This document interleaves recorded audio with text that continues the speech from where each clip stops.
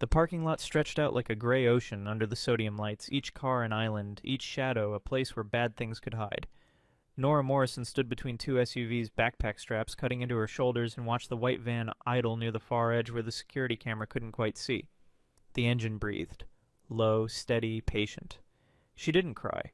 Crying was for when someone could hear you when help was close enough to matter. Out here with the cold October wind pushing shopping carts across empty spaces, and the sun already bleeding out behind the tree line crying would just use up air she might need for running. The van's headlights stayed dark, but she could feel eyes behind the tinted windows. The same eyes that had followed her from school. The same van that had been parked across from the playground yesterday and the day before that and the day before that. Nora's fingers found the phone in her jacket pocket. The cheap plastic rectangle her mom had given her 3 months ago with one rule: if something feels wrong, record it.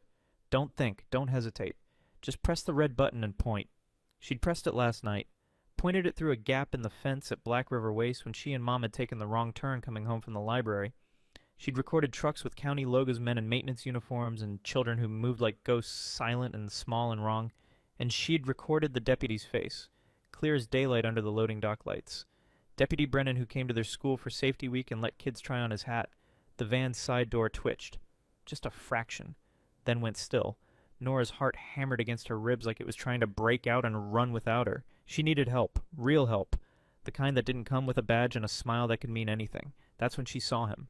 He walked out of the grocery store entrance like a piece of weather-all leather and denim and a face that looked like it had met too many fists and kept going anyway. The patch on his back caught the light, a skull with wings. The words Hell's Angels curved above it in letters that didn't apologize for anything. Reed Garrett stopped under the working streetlight helmet in one hand, a plastic bag in the other. His motorcycle sat behind him, battered and real in a way that made the soccer mom SUVs look like toys. Nora made a choice. The only choice that made sense when police couldn't be trusted, and her mother was inside the store taking too long, maybe already gone, maybe already taken.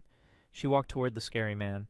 Reed saw her coming, and his whole body went still in a way that reminded Nora of the stray dog behind her apartment building, the one that had been kicked enough times to know when something was about to go wrong. He didn't smile, didn't soften his face. Just looked at her with eyes that had seen things and remembered them all. "Your dad here." His voice was flat, careful, like he was trying not to scare her, even though everything about him was designed to do exactly that. Nora shook her head once. "Quick! Mom, she's inside!" Nora's voice came out smaller than she wanted. "She's taking too long." Reed's gaze moved past her to the store entrance, then to the white van. His jaw tightened, a muscle jumping under the stubble. He had seen it too. "What's your name?" "Nora." "Nora, He said it like he was memorizing it. "Where do you live?" "Maple Court Apartments, 4 blocks. She'd practiced this. Rehearsed it for emergencies exactly like this one. Reed glanced back at the store. Normal people drifting in and out with shopping carts, chatting on phones, living regular lives where vans didn't follow little girls and deputies didn't work for bad people. The van's engine note changed. Barely. A small rise in pitch that said whoever sat inside had noticed them noticing. Reed crouched down so he wasn't towering over her. The cold air hit his scarred cheek, a pale line that ran from temple to jaw like someone had tried to unzip his face once. "Listen to me," he said low enough that only she could hear.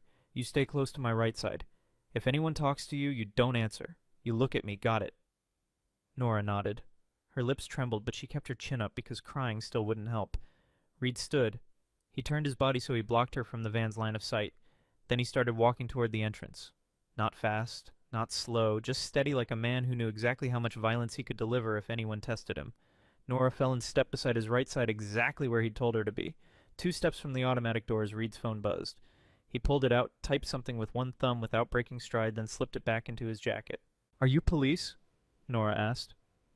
Reed almost laughed. The sound came out hard and bitter. "No." "Then why are you helping me?" "Because you asked," he said. "That's enough." The automatic doors slid open and warm air rushed out, carrying the smell of rotisserie chicken and floor cleaner and normalcy. Reed took Nora straight to the customer service desk where a tired woman in a blue vest was sorting receipts. "Ma'am?" Reed's voice shifted polite in a way that surprised Nora. "This kid's mom in here." The woman looked at Nora, then at Reed, then at the patch visible under his jacket. Her mouth tightened into a line that meant she was making decisions about them based on leather and ink. "Is she yours?" "No," Reed said. "But she's scared, and there's a van outside that's been watching her." That changed something. The woman's eyes sharpened. Fear had rules, and one of them was that strangers could become allies real fast when children were involved. Honey, and the woman leaned forward, voice gentle now. What's your mom's name? Cassidy. Nora's throat felt tight. Cassidy Morrison. The woman's finger hovered over the intercom button. She pressed it. Static crackled through the store. Cassidy Morrison, Nora's mom. If you're in the store, please come to customer service. Reed didn't take his eyes off the front windows. Through the glass, the white van had rolled forward by 2 parking spaces. Slow, smooth, like it belonged there. A man pushed a cart past it without even looking. Predators loved that, Nora thought. How easy people were, how nobody looked at things that didn't make loud noises. She tugged Reed's sleeve. He said he'd take me if I told. Reed's eyes snapped to her face. Hoot! She clamped her mouth shut. The words burned like hot metal on her tongue, but she couldn't say them. Not yet. Not where so people could hear and think she was making it up. A heavy-set cashier approached, drawn by the intercom call and the look on Nora's face. Everything okay? Reed kept his voice calm. Not sure yet. Can you do me a favor, lock the second set of doors? The side ones. The cashier blinked. Sir, I can't just... Reed turned just enough for her to see his eyes. Not threatening, just tired. So tired. Please. Something in his tone made her move. She hurried off, keys jangling on her belt. Cassidy Morrison didn't appear. Instead, a man came out of aisle 12 like he'd been waiting for that announcement. Mid-30s, clean hoodie, no cart, hands empty, smile too ready. Nora, he called, gentle as syrup. There you are? Every muscle in Nora's body locked up. She knew that voice. It had talked to her through a car window last week, asked if she needed a ride home, told her he knew her mom. Reed stepped between them before the man could get closer. She's with me, Reed said. The man's smile didn't crack. His gaze slid over Reed's jacket, taking in the patch. The scars the way Reed stood like a wall made of bone and bad decisions. Hey, sweetheart. The man's eyes went to Nora. Your mom asked me to grab you. She's in the car. She's not feeling good. Nora didn't move. She stared at the floor like she could disappear into the tiles if she tried hard enough. Reed held the man's eyes. What's her mom's last name? The man paused, just a beat too long. Morrison? Nora whispered, barely audible. Reed's voice stayed level. You got the wrong kid. The man's smile tightened into something sharp. Nora, don't start. The room was pulling focus now. Customers slowing in aisles, heads turning, phones coming up. The customer service woman stood frozen with the intercom mic still in her hand. Reed kept his voice low. You step back. Or what? The man's gaze flicked toward the glass doors toward the van. Then he did something that made ice flood through Nora's veins. He lifted his phone and casually hit a button, like he was ordering a ride. Outside, the van's side door slid open. Reed's own phone buzzed. He didn't look at it, didn't need to. Nora could see his jaw working, grinding down something that wanted to explode. The man Flint Carver, though Nora didn't know his name yet, stepped closer to Nora. Not running. Just closing distance like he had every right. Reed's hand shot out not to hit, just to stop, and clamped on Carver's wrist before he could touch Nora's shoulder. Let go, Reed said. Quiet now. Dangerous. Carver leaned in, voice dropping to something ugly. You don't know what you're stepping into, biker. Reed met his eyes, close enough to smell mint gum and cheap cologne. You don't know what I've already stepped out of. Across the store, the automatic doors tried to open. Stopped. The side doors had been locked. Good. Outside through the glass, 2 figures climbed out of the van. One tall, one broad, both moving like they didn't care who saw. A third figure appeared at the front of the store. Tan uniform, county sheriff's badge, walking in like he was answering a routine call. And Nora whispered the words that made Reed's spine go rigid. That's him. That's the one who drives the van. The deputy's eyes locked on Reed's patch first, then dropped to Carver's hand near Nora, then lifted back up with a smile that didn't belong on a lawman. Sir, the deputy said, calm as a lullaby, step away from the child. Reed slowly lifted his phone, thumb already on record. He raised it so the camera caught the badge, the nameplate Deputy Cole Brennan, the relaxed face that he had probably given safety talks at Nora's school. Deputy Holt, Reed said loud enough for every witness in the store to hear. Why is your van outside with its door open? Brennan kept smiling like this was already handled, like the ending was already decided and everyone just hadn't been told yet. Sir, step away from the child.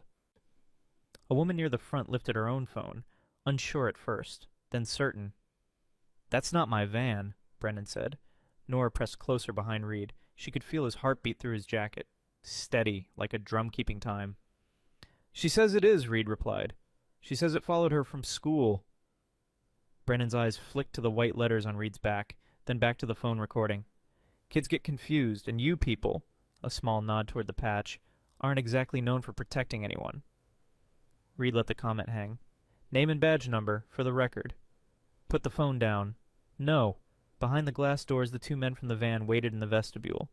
They weren't pretending to shop. They were waiting, watching Brennan like he was a traffic light. Reed angled the camera.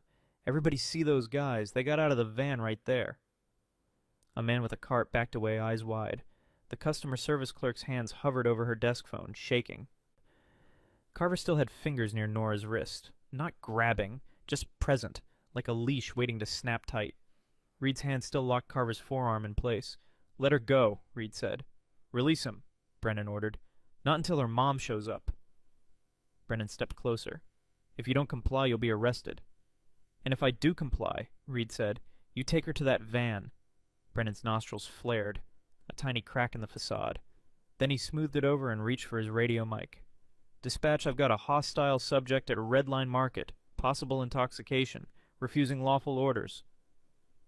Reed turned his phone a fraction, catching the shoulder mic the way Brennan was already writing the story. A woman near produce blurted, He's not hurting her. Your guy is grabbing the kid. That one sentence changed the room. People stopped being shoppers and started being witnesses. More phones came up. A clerk at Register 3 leaned over to see eyes narrowing. Reed kept his voice low. Just for Nora. Go behind the counter right now. Stay there. Nora slipped through the swinging gate into the customer service area and pressed herself against the wall behind the clerk. Safe, for now. Carver's hand grabbed empty air. Brennan seized on it. See! She ran from you. She ran from him, Reed said, pointing the camera at Carver. And she flinched when you walked in. Brennan's eyes snapped to Reed's phone again. His hand reached not for Nora now, but for the device. Reed twisted his wrist away. Touch my phone and you're on video committing theft, deputy. Brennan's smile turned thin and mean. You don't want to play that game. That's when the broad man from the van pushed inside the store. He moved straight toward customer service like he owned the space. No cart, no basket, no hesitation. A faded tattoo crawled up his neck, barbed wire, and a date Nora couldn't read from here. The tall man stayed in the vestibule, one hand under his coat, eyes fixed on Reed's waist like he was checking for a gun. Reed felt his mouth go dry. If he said the word gun out loud, the room would panic. And panic was how kids got grabbed in the chaos. The broad man stopped at the counter and leaned in. His eyes went straight to Nora. Hey, sweetheart, he said softly. Your mom's outside. Come on. Nora shook her head hard enough her knit hat slipped. Reed stepped between the man and the counter. Back up. The broad man's gaze slid over Reed's patch. You're really going to do this in front of all these people? It's already happening, Reed said. Your van's outside. Your friend grabbed a kid. Now you're trying to finish it. Brennan took another step, positioning himself so Reed couldn't easily angle the camera at the vestibule. He was trying to control sight lines. Reed recognized it. Crowd control. Not for safety. For narrative. Ma'am, Reed said to the customer service clerk, call 911. The clerk's lips parted. Don't, Brennan cut in. We're already here. Reed held the camera on Brennan's face. Call anyway. The clerk's hand started shaking as she reached for the phone. Ma'am, Brennan snapped, do not make this worse. Reed heard a small buzz in his pocket. Another text. He didn't look. He knew who it was. Bishop, his brother, not by blood, by choice, by years riding together before they both walked away from the club. The only person in this god-forsaken town Reed had called before walking into the store. Reed didn't turn his head. He answered with one thumb low at his side, still filming with the other hand. Side doors locked. I'm at the front. Another unit might be coming. Keep it calm. Cameras. No hero stuff. He slid the phone back. Kept filming. The broad man tapped the counter, twice impatient. Let's go, Nora. Don't make it hard. Nora's voice came out thin as paper. I don't know you. Brennan's posture tightened. He stepped to the little gate that led behind the counter and reached toward it like he could open it and end this. Nora, Brennan said, tone syrup sweet. Come here. I'm going to take you somewhere safe. Nora recoiled like she'd been slapped. The clerk finally moved, jabbing the desk phone buttons with trembling fingers. Brennan leaned in, blocking her. Hang up. No, the clerk said, surprising herself. I'm calling. A manager in an apron hurried over. What's going on? Everything's under control, Brennan said immediately. The manager looked at Nora behind the counter, then at the broad man's hands on the counter edge, then at Reed's phone raised like a shield. "It isn't," the manager said. The dispatcher's voice came through the desk phone loud in the tense air. 911, what is your emergency?" Every head turned. Brennan froze for half a beat, then recovered fast. "False alarm!" Reed lifted his hand between them. "Don't touch it." The clerk swallowed and spoke into the phone. There's a deputy here. And men from a white van. A man tried to grab a little girl. I think they're trying again." The dispatcher sharpened. "What is your location? Are there weapons? Is anyone injured?" Reed's eyes flicked to the tall man in the vestibule. Coat still closed. But his elbow angle told the truth. Hand on something heavy. Reed kept his voice steady for the call. "Possible weapon. 2 male suspects. Deputy appears involved." Brennan's smile vanished. For the first time he looked openly angry. "You're done," he muttered, then raised his voice for the room. "Sir, you are under arrest for obstructing." He reached for Reed's arm like he was going to spin him and cuff him. Reed stepped back just enough to keep distance, not enough to look like he was fleeing. "You can't arrest me for filming you," Reed said loud, "and you can't arrest me while your guys are trying to take a kid."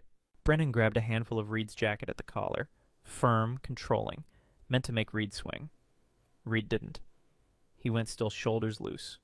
"You just put hands on me," Reed said. "On camera." "Stop resisting!" Brennan barked. "I'm standing still," Reed answered. And the room could see it. The broad man moved. He didn't lunge at Reed. He did something smarter. He slid along the counter edge, then snapped his hand toward the swinging gate behind customer service. The gate popped open. Nora screamed. The broad man vaulted the counter in one smooth motion, landing behind it like he'd done this before. Like this wasn't his first store. Like this wasn't his first kid. Brennan's hand shot out at the same time, not to stop the broad man, but to grab Reed's filming phone. Reed jerked back, but Brennan caught it this time and yanked hard. The phone slipped from Reed's grip, hit the counter with a crack, and skidded across the tile toward the aisles. A dozen gasps. Reed lunged for the phone, and the tall man finally pulled his hand from under his coat. The overhead lights flickered once, like someone hit a switch. Then the store dropped into a dirty half-dark. The overheads didn't go fully black. They dimmed to a sick, flickering twilight that turned faces into masks and made corners feel deeper than they were. Someone near produce yelled.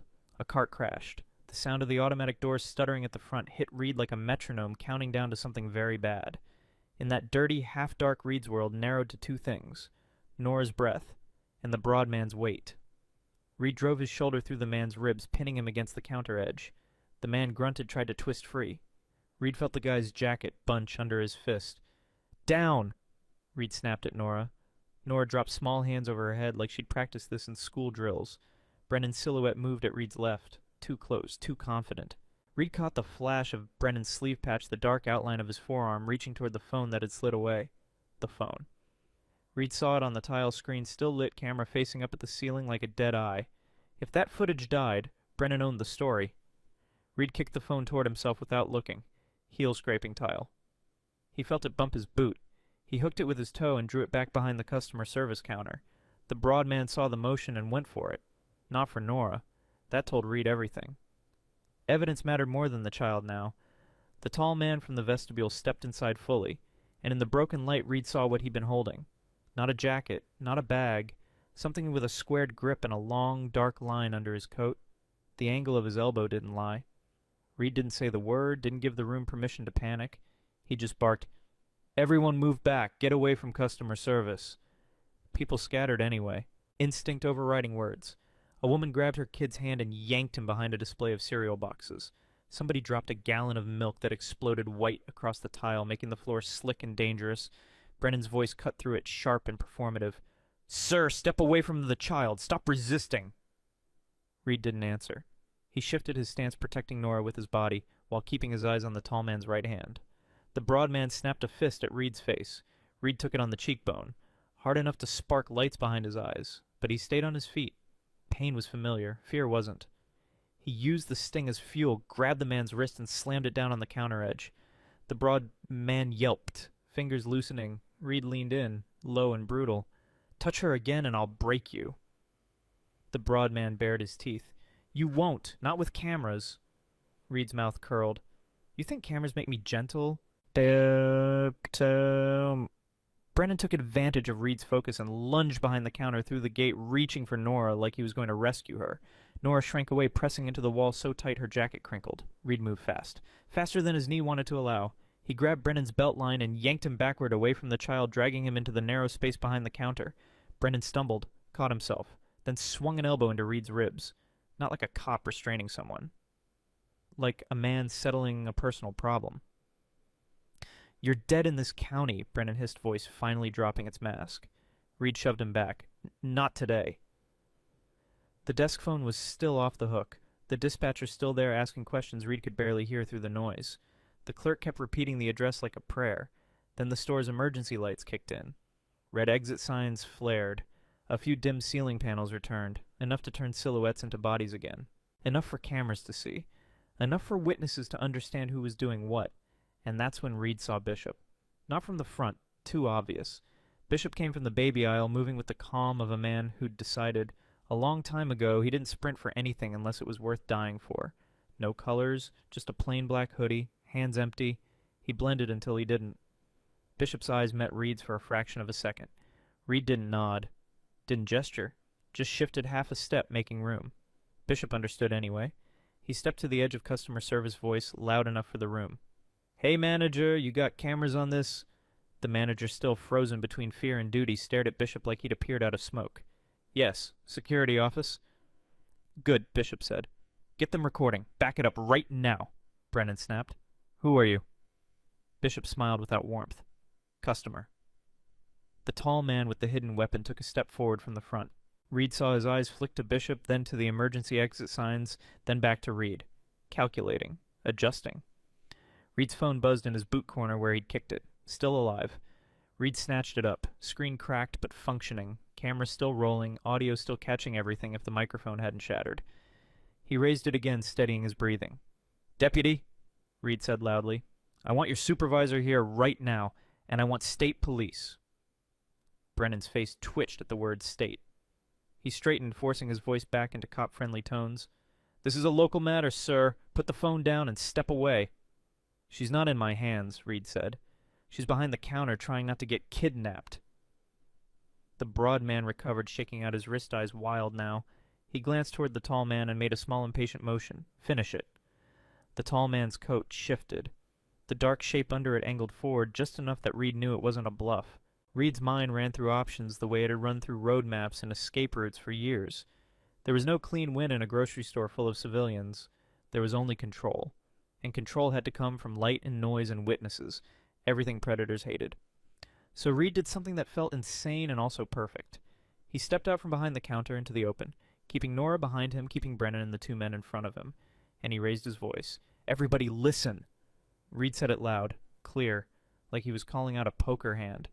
"That deputy's trying to take that little girl. Those men came from the white van. If you have video, keep recording. If you're on the phone with 911, don't hang up." The room responded like a tide. Phones rose higher. People backed away but didn't leave the sight line. A teenager near the soda aisle steadied his hands and zoomed in. A woman whispered, "Oh my God," over and over like she needed the words to stay real. Brennan's jaw set. Reed could see him weighing it. How much violence could he use before the narrative broke beyond repair? He chose the path that kept him in control. He grabbed Reed's arm and tried to wrench him sideways toward the front, toward the vestibule where the tall man waited. "Stop resisting!" Brennan barked again, louder now for the cameras. Reed didn't fight the pull head-on. He went with it just enough to shift angle, then planted his bad knee and pivoted, forcing Brennan to stumble a step past him. Reed let Brennan's momentum carry him into the broad man. The broad man reacted on reflex, shoving Brennan back like he was an obstacle, not an ally. That shove, small, ugly, obvious, was caught on a dozen cameras. Brennan's eyes flashed furious. For a second, his whole plan slipped. He wasn't in charge anymore. He was just another man in the mess. Bishop used that second. He slid behind the counter, crouched to Nora's level, and spoke softly, too soft for most to hear. But Reed saw Nora's head tilt, saw her eyes lock onto Bishop's calm face like it was a rope thrown into deep water. Bishop held out his hand. Nora hesitated, then took it. Reed didn't breathe. Bishop guided her toward the back corridor behind customer service, the employee-only hallway that led to storage loading bay and a side exit. Brennan saw the movement and snapped. "Stop! She's a material witness." Material witness. Not child, not victim. Reed felt something cold spread across his chest. Brennan lunged for the gate. Reed stepped into his path. No. Brennan's hand went to his cuffs. Move. Reed raised his phone higher, making sure the lens caught Brennan's hand. The cuffs. The intent. Put those on me and explain to your dispatcher why your suspects are leaving with the kid. Behind the glass at the front, the white van's door was still open, like a mouth waiting to be fed. The tall man's coat shifted again. Reed made a decision he didn't want to make. He turned his head just enough to catch the manager's eye. Lock the front doors, Reed said. The manager blinked. What? Lock them, now. Sir, I can't. Bishop's voice cut in from behind the counter, louder now, carrying authority without trying. Do it right now! The manager moved. Keys again. The front automatic doors stuttered, tried to open, then locked with a metallic click that sounded like a verdict. The tall man at the front froze. He couldn't walk out like nothing. He couldn't shove through without becoming the story. He stepped back, eyes narrowed, recalculating. The broad man didn't have that patience. He slammed both hands on the counter. This is Bulls. He didn't finish. A customer near the deli shouted, He's got something. The tall man realized too late that his coat shift had been seen. Phones whipped toward him. He turned and bolted for the side exit, but the side doors were already locked. He hit them hard anyway. The glass rattled but held. Now he was trapped inside a bright box full of witnesses, and every instinct in him started screaming for a way out. Reed kept his phone trained on Brennan. Tell your men to back off, Reed said. Tell them to sit down right now. Brennan's lips peeled back in a smile that wasn't friendly anymore. You think you're in control, he whispered. You think this store matters. Reed didn't blink. It matters because people are watching. Brennan's eyes flicked to the crowd, to the phones, to the desk phones still connected to 911, to the manager fumbling with keys, to the broad man's frustration, to the tall man now pacing like a caged animal. For the first time, Reed saw uncertainty. Then a new sound cut through the store. Sirens, close, approaching fast. Brennan's head snapped toward the front like a dog hearing its name. He stepped away from Reed posture, changing instantly, shoulders back, hands open, the picture of a lawman responding to danger. Everybody stay calm, he announced to the room, voice booming. I've got this under control. Reed almost laughed. Nothing about this was funny. Bishop reappeared in the corridor or doorway for half a beat, just long enough for Reed to see Nora behind him. Alive, moving, eyes wide but steady, Bishop mouthed two words without sound. Back exit. Reed nodded once. Tiny. He backed away from Brennan. Careful, making it look like compliance, not retreat. He kept the phone up, filming, forcing Brennan to perform for the camera instead of acting in the shadows. Brennan tracked him, matching his steps. Sir, stop moving! Reed didn't stop. He angled toward the rear, toward the staff-only sign. Brennan's hand dropped to his belt again. Reed knew he was about to escalate. Taser, cuffs, something that could be justified later. Reed's heel hit the slick patch of spilled milk. His foot slid, his bad knee buckled. The phone jerked, and Brennan surged forward. Reed saw in Brennan's eyes the exact moment he decided to end this before the sirens reached the door. Reed threw his weight sideways, not to fight, not to flee, but to collide. The screen of his phone flashed white, and then everything snapped into motion at once. Voices, boots, a shout from the front, Bishop yelling Nora's name. And Reed felt a hard impact at the base of his skull, sharp and clean, like someone turned off a switch mid-thought. Reed didn't go fully out. It was worse than that. He went into a narrow tunnel where sound came late and shapes didn't stay still. His cheek hit tile. Cold spread across his face. The world tilted and tried to slide away. He forced one eye open. Boots. A belt. Brennan's tan pant leg close enough to kick. Reed's hand moved on instinct, searching for his phone. His fingers found cracked glass, then lost it again as someone's foot scraped it away. Stay down! Brennan barked loud for the room, louder for the cameras. Stop resisting! Reed tasted blood and milk. Sweet, sour, metallic. He dragged air through his nose and tried to sit up. A hand grabbed his jacket collar. Not Brennan's. Rougher. Gloved. The broad man. Reed felt himself hauled, half-lifted, half-dragged toward the service corridor like a bag of evidence that needed to disappear. The broad man's face hovered above him. Eyes flat, jaw clenched like this was work, not emotion. Reed reached for the man's wrist, but his left arm didn't answer right away. His fingers closed late, weak, slipping on fabric. The broad man leaned close, lips barely moving. You should have bought oil and gone home. Reed tried to speak, but his mouth was thick. He got out one word. Kid. The broad man's eyes flicked toward the back corridor door. Employee only. Then back to Reed. A quick calculation. Brennan stepped in too close, body-blocking sightlines from the aisles. "Get him up," Brennan said. Not loud, controlled, private. Reed's vision sharpened just enough to catch Brennan's hand. Open, palm down, making a calm-down motion like he was directing traffic. Brennan wasn't trying to arrest Reed anymore. He was trying to remove him. Reed's spine chilled. He planted his heel on the tile and tried to anchor himself. Pain shot through his knee like hot wire. He nearly blacked again. A woman screamed somewhere near the deli. "They're taking him." "That's not protocol," a man shouted. The phones were still up. Not enough were pointed back here. Brennan turned his head toward the crowd voice, flipping back to performance. "Back up. This man assaulted a minor and is refusing lawful orders." Reed wanted to laugh, but it came out as a cough. Assaulted a minor. Nora's terrified face flashed in his mind, and the tunnel narrowed again. Then sirens. Close now, not one. Multiple. The rising, falling howl cutting through the store like a blade. Brennan's jaw tightened. For the first time he looked rushed. He snapped at the broad man low. "Move!" The broad man dragged Reed harder toward the corridor door. Reed's fingers found something at his waist. His belt buckle. His jacket hem. The edge of his own pocket. He needed leverage. He needed a second. He needed cameras to see where they were taking him. He dug his nails into the tile grout line and held, scraping skin, anchoring for a heartbeat. The broad man grunted and tried to yank him free. Reed used that heartbeat to twist his head and shout. Not a threat, not profanity, just 3 words that would stick. "Record the hallway." The crowd surged forward a step, curious, angry, hungry for clarity. More phones angled toward customer service. Brennan saw it and moved fast. He stepped into the opening between aisles and corridor and raised both hands like he was calming animals. "Everyone stay where you are. There is a weapon involved. You are not safe." Weapon. Panic threatened to bloom. Exactly what predators needed. Reed forced himself up onto one elbow, vision wobbling. "He's lying!" Reed rasped loud enough for the nearest cluster. "He's with them!" Brennan snapped his head back, eyes cold. "Shut up." And that's when the first real unit arrived. Not Brennan's buddy. Not a local cruiser easing in politely. A state trooper walked through the front doors with purpose. Hat brim low, one hand already on his radio, the other held out to slow the crowd. Behind him came a second trooper, then a sheriff's deputy from another district. Different badge shape, different posture. Not familiar with Brennan. The store exhaled in a ragged wave. Relief, hope, confusion. Brennan's face smoothed instantly. He released Reed's collar like it burned, stepped away from the corridor door, and met the trooper halfway with a practiced smile. "Trooper!" Brennan called loud, confident. "We've got a violent biker here interfering with a welfare check. Child's involved." The trooper's eyes swept the room in one pass. Broken phone on the tile. Spilled milk, panicked customers, phones raised. The broad man hovering too close to customer service.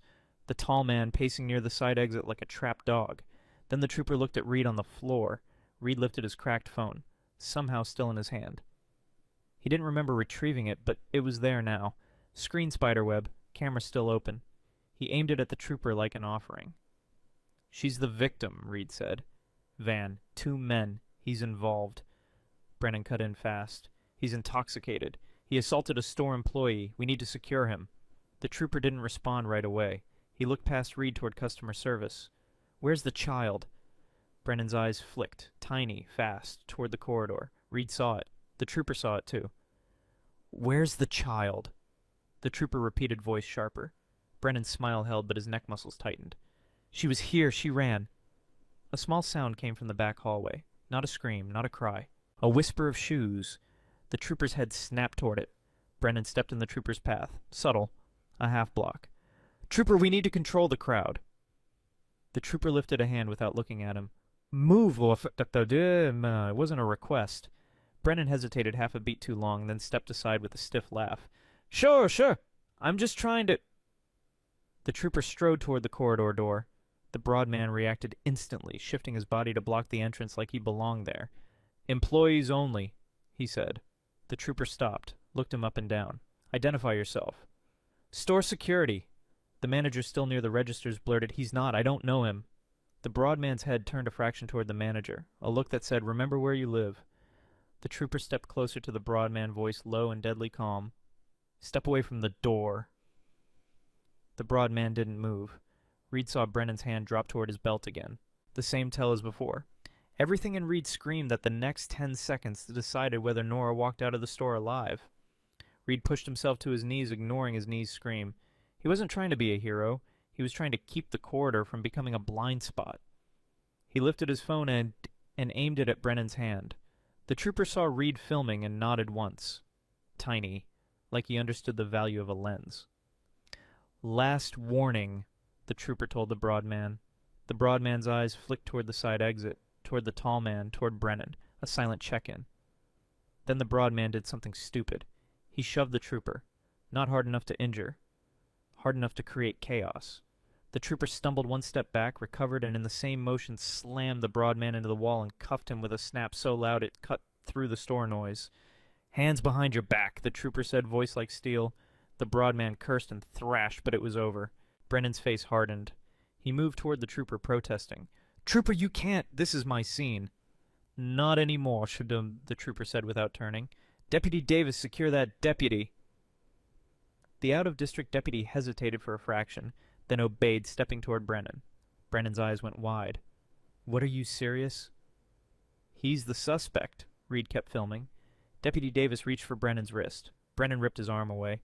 That single motion refusing a lawful hold made the whole room shift. Cameras caught it. Witnesses understood it. The trooper turned, eyes narrowing. "Deputy, do not resist." Brennan looked around and realized the story was slipping out of his hands. He made a choice. He bolted, straight for the corridor. Reed reacted before thinking. He lunged, grabbed Brennan's jacket, away him, and yanked. Pain exploded in Reed's knee, and he almost fell, but he held on long enough to spoil Brennan's stride. Brennan stumbled, caught himself, and swung his elbow back. It clipped Reed's mouth, splitting his lip wider. Reed tasted fresh blood, but Reed's grab had bought half a second. Enough for the trooper to tackle Brennan into the corridor doorway, slamming him into the frame and pinning him. The corridor door flew open wider, and for the first time the back hallway was visible from the store. And there, half hidden behind stacked boxes and a rolling mop bucket, was Nora. Bishop's hand covered her mouth gently, not to silence her forever, just to keep her from screaming and drawing the wrong kind of attention. Bishop's eyes met Reed's, steady as stone.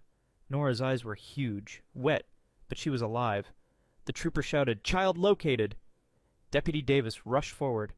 The tall man near the side exit saw the corridor exposed, saw the broad man in cuffs, saw Brennan pinned, and realized the net was closing. His hand went under his coat again. Phone swung toward him like sunflowers. He froze for a heartbeat, then made his own choice. He grabbed the nearest civilian, a teenage boy holding a phone too steadily, and yanked him close, forearm across the kid's throat. The kid made a strangled sound. The store erupted. The tall man's voice cut through it, raw and furious now. "Back up, everybody! Back up or he gets it!" Reed's blood ran cold. The trooper spun toward the hostage hand, hovering near his weapon, but not drawing, because drawing was how people did. Reed kept filming, even though his hand shook. Bishop's body shifted in the hallway, shielding Nora fully, now pulling her farther back. The tall man's eyes darted over the crowd, searching for an exit, and then locked on Reed. Not the trooper. Reed. Because Reed was the one who started this. The one with the patch. The one who made it public. The tall man tightened his grip on the teen and dragged him toward the locked front doors, using him like a moving shield. "Open it!" he yelled at the manager. "Open the doors!" The manager stumbled backward, hands raised, face white. The trooper took 2 slow steps forward. "Let the kid go. You'll walk out of here alive if you let him go." The tall man laughed once. Sharp, broken. "Alive, you think I'm going back?" Reed swallowed pain and stood fully forcing weight onto his bad knee. His vision pulsed at the edges, but he stayed upright. He raised his voice calm as he could make it. "Hey, look at me." The tall man's eyes flicked to him. Reed didn't threaten, didn't posture. He just spoke like he was talking down an animal with a cornered heart. "You don't need the kid," Reed said. "You need a path. I can give you one." The trooper's head snapped toward Reed like he was about to shut him down. But Reed didn't stop. He tilted his head toward the employee corridor. "There's a back exit. Loading bay. No crowd. You let him go. You walk that way. Nobody touches you." The tall man's nostrils flared. "You're lying." Reed lifted his phone slightly, showing the camera, showing the live reality of witnesses. "I'm not. You can see it. That hallway leads out." The tall man's grip on the teen loosened just a fraction as his eyes flicked toward the corridor. The trooper's jaw tightened. He understood what Reed was doing, giving the man a direction that could be controlled, a funnel. Bishop in the hallway shifted again, quiet, precise, moving Nora deeper into the employee area, away from the corridor line. The tall man dragged the teen one step toward the corridor, then two. Reed backed up, hands open, phone still recording, acting like a guide, not a threat. The trooper followed at an angle, not close enough to force the tall man's hand, not far enough to lose control. The tall man's eyes stayed locked on Reed. "If this is a setup?" he whispered, voice shaking with adrenaline. "I swear I know," Reed said. "Just breathe. Let the kid go." They reached the corridor entrance. For a second, the tall man hesitated. Because hallways were where ambushes happened, where cameras didn't reach, where stories got rewritten. Reed saw the fear behind the violence. He spoke softer now. "Not here," Reed said, nodding toward the open store behind them. "The witnesses, the phones. Out there everybody sees. In here nobody does. Keep it public." The tall man swallowed, and then without warning he shoved the teenage boy forward hard, sending him stumbling toward the trooper. The trooper grabbed the kid, yanked him back, and in that instant the tall man lunged into the corridor, trying to disappear into the employee maze. Reed moved after him on pure reflex, knee screaming, head throbbing, phone held up like a lantern. He didn't chase to fight. He chased because Nora was back there. And if the tall man reached her before the trooper did, none of the cameras in the world would matter. The corridor swallowed sound. One step past the customer service doorway, and the store noise died behind Reed like someone shut a lid. The air changed too. Cold concrete, bleach, wet cardboard. Emergency lighting turned everything a bruised yellow. The hall was narrow, cluttered with stacked cases of soda and a leaning pallet jack that made the passage tighter. Reed limped forward anyway. Phone up, camera rolling, breath loud in his own ears. Ahead boots, fast. The tall man, Dalton Brennan, though Reed didn't know his name yet, didn't know he was Wes Brennan's nephew. Cole's cousin, just another piece in the family business, was moving with purpose now. No more hostage, no more bluff, just distance, just escape. "Trooper!" Someone shouted behind him, but the words stretched and warped down the hall. Reed rounded the first bend and saw Bishop at the far end, half blocking a doorway, one hand still on Nora's shoulder. Nora's face was turned toward the hallway, eyes wide, watching Reed like she was afraid he'd vanish. "Go!" Reed snapped, nodding at Bishop at the air at the situation. "Take her deeper, now!" Bishop didn't argue. He guided Nora through the doorway into a stockroom, then swung the door almost closed, leaving it cracked a finger's width so he could see out. Reed kept moving. Dalton hit a second bend and disappeared. Reed's knee buckled, caught, held, pain flashed bright. He forced himself steady and listened. There. A metallic rattle. Loading bay. Reed followed it. The corridor widened into a receiving area with two overhead roll-up doors and a side exit marked "Emergency Only." Pallets lined the walls. A forklift sat dead in the corner like an animal asleep. The smell of diesel clung to the air. Dalton stood at the emergency exit shoulder, pressed into it, trying to force it open. It didn't budge. Alarm system locked. Deadbolt engaged. He turned when he heard Reed. For the first time, Reed saw his face clearly under the flickering light. Late 20s, early 30s. Hollow cheeks.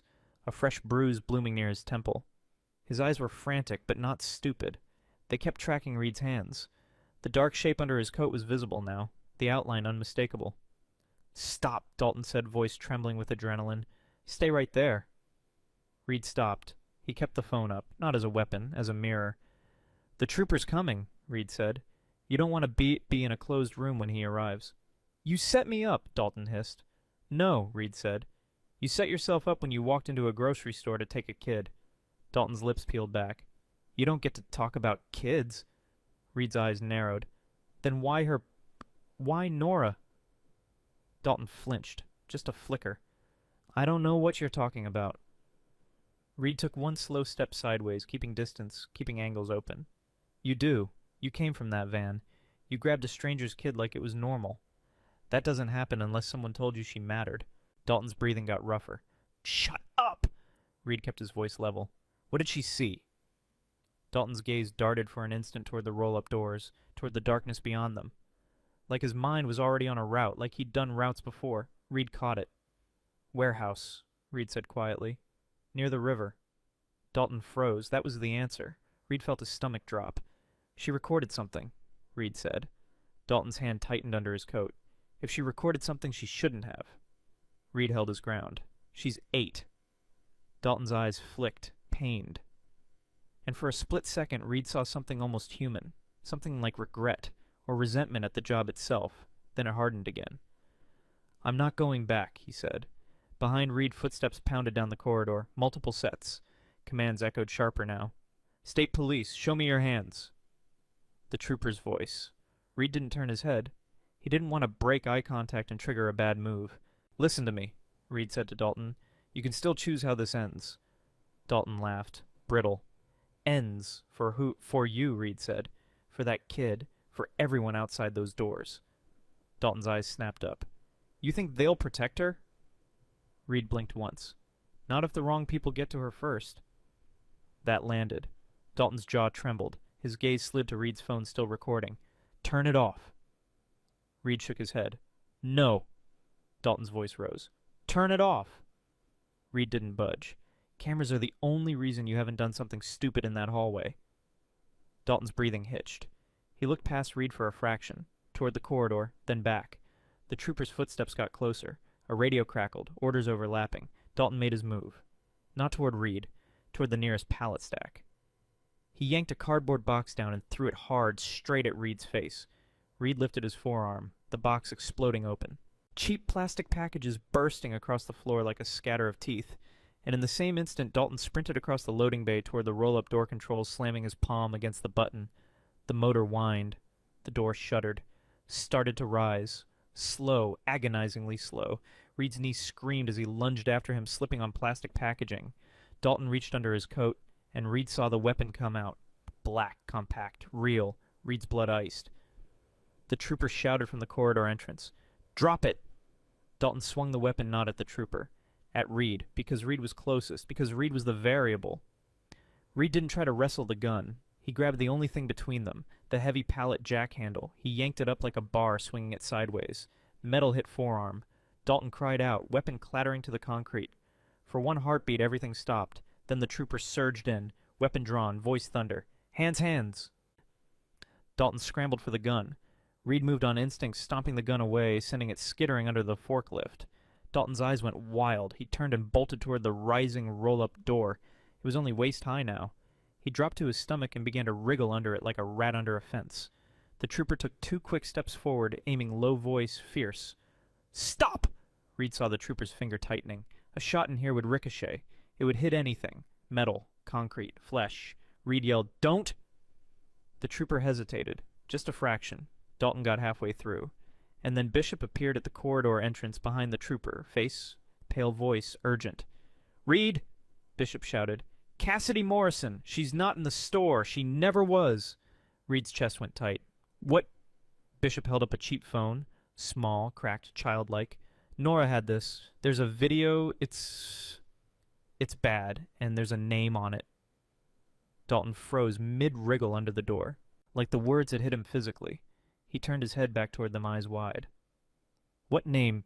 Reed demanded, already knowing the answer he didn't want. Bishop swallowed. "Deputy Brennan." Dalton's face twisted into something between fury and fear. "You don't understand. If that gets out, I'm dead either way."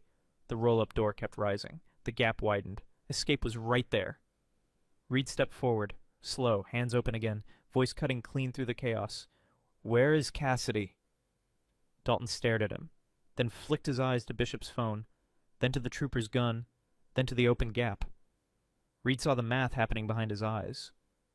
And Reed realized Dalton wasn't deciding whether to run. He was deciding whether to trade Nora's mother for his own life. Dalton's voice dropped to a whisper. "Black River Waste. Behind the old scale house." Reed's stomach dropped. Bishop went still. The trooper's eyes narrowed. "What is that?" "A transfer point," Reed said. Already hearing the word warehouse again, already seeing the river. Dalton licked blood from his lip. "You want her alive, you don't go alone." Reed took another step forward, ignoring the trooper's warning posture. "Then you're coming with us." Dalton's laugh cracked. "No, I'm not coming anywhere." He reached into his pocket. Not for the gun, but for something smaller. A key fob. Reed's eyes snapped to it. Dalton pressed the button. Outside, somewhere beyond the loading bay, a car horn chirped. And then faint, distant, but unmistakable, a woman screamed. Reed's blood turned to ice, because the scream didn't come from the store, it came from outside, close to the loading bay. And Reed understood exactly what Dalton had just done. He hadn't called for help, he'd called for the van to move. The scream outside the loading bay cut through Reed like a hook.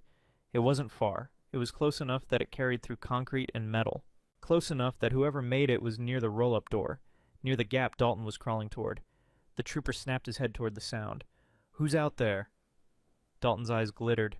He didn't answer, he just pressed himself lower and started to wriggle again, desperate now, because if the van was moving his window was seconds.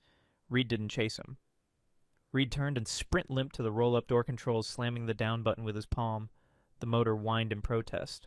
The door stopped rising. Then it started descending. Dalton's face warped with panic. He kicked backward, trying to free himself before the metal edge came down on his spine. The trooper lunged, grabbing Dalton's jacket collar and yanking hard. Concrete scraped. Dalton cursed, twisting like an eel. Reed kept his hand on the button until Dalton was fully back inside, then released it. The door settled halfway down and held, leaving a low gap, but not enough to slip a body through without crawling. Outside, another scream. Muffled, frantic, followed by a man's harsh voice Reed couldn't make out. Bishop swore under his breath. "That's her! That's Cassidy!" Reed's mouth went dry. "Trooper, I hear it!" The trooper snapped, already moving. He pointed at Reed without looking. "You stay back!" Reed didn't argue. He just said, "If she's out there, they're using the loading bay 'cause it's blind." The trooper barked into his radio as he ran. "Units, I've got a female screaming near Redline Market loading bay. Possible hostage. Move to rear access now." Dalton thrashed once more, then went limp, breathing hard, eyes darting between all of them like a trapped animal. "You did this," Reed said low. Dalton spat blood. "I didn't—" "You hit a button," Reed cut in. "You moved the pieces." The trooper shoved Dalton against the wall and cuffed him hard. "You're going to tell me exactly who's outside and where the woman is." Dalton's eyes flicked to Bishop's hand, still holding Nora's phone. His throat bobbed. "If I talk, I'm dead." The trooper leaned closer, voice like gravel. "If you don't, she might be." That landed. Dalton's jaw trembled. "White van," he said finally, "but two more. One's—" He swallowed, then forced it out. "Wes Brennan, county maintenance. He's got keys to everything." Reed felt something cold settle in his chest. "That's why the doors," he said. "That's why the cameras don't see." The trooper jerked his head toward the corridor. "Where's the girl? Secure her now." Bishop was already moving back toward the stockroom. He popped the door open, and Reed caught a glimpse of Nora, small curled tight on a stack of flattened boxes, eyes locked on Bishop like he was the only stable thing left. Bishop knelt, voice soft. "Hey, you're doing good. Stay right here, okay? Don't move. Don't make a sound unless I call your name." Nora's lips trembled. "My mom—" "I know," Bishop said. "We're getting her." Reed wanted to go to Nora, to promise something. Anything, but promises were lies unless you could cash them. He kept moving toward the loading bay side exit. The trooper grabbed the emergency door handle and yanked. The alarm screamed instantly, high, piercing, echoing down the bay and through the store like a siren of its own. The trooper didn't care. He pushed out into the cold.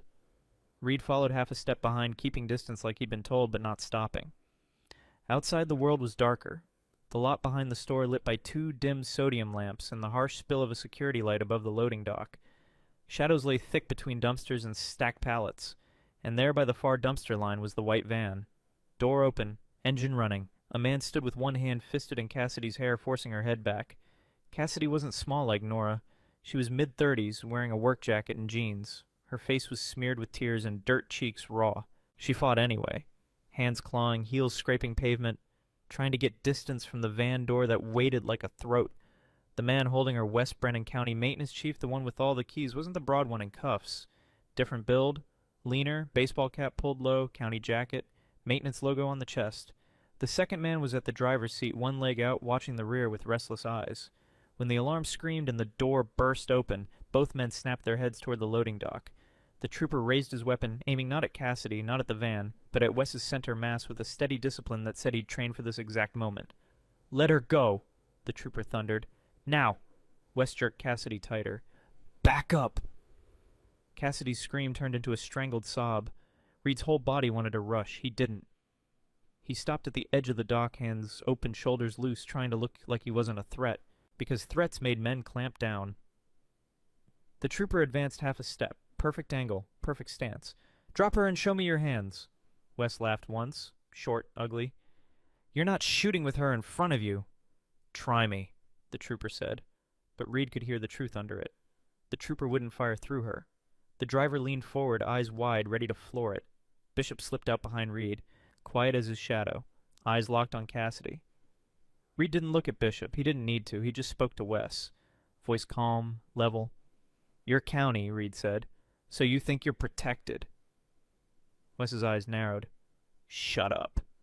You think no one touches you because your cousin's got a badge?" Reed continued, letting the words land like pebbles building a pile. "But he's inside in cuffs, now." Wes's grip on Cassidy faltered for a fraction. Cassidy used it. She slammed her heel down hard on Wes's foot. He yelped and loosened. The driver shouted, "Get in now." Wes panicked and did the worst thing. He shoved Cassidy forward hard, trying to throw her as a distraction. Cassidy stumbled, arms windmilling, and for a second she was between the trooper and the van, off balance, exposed.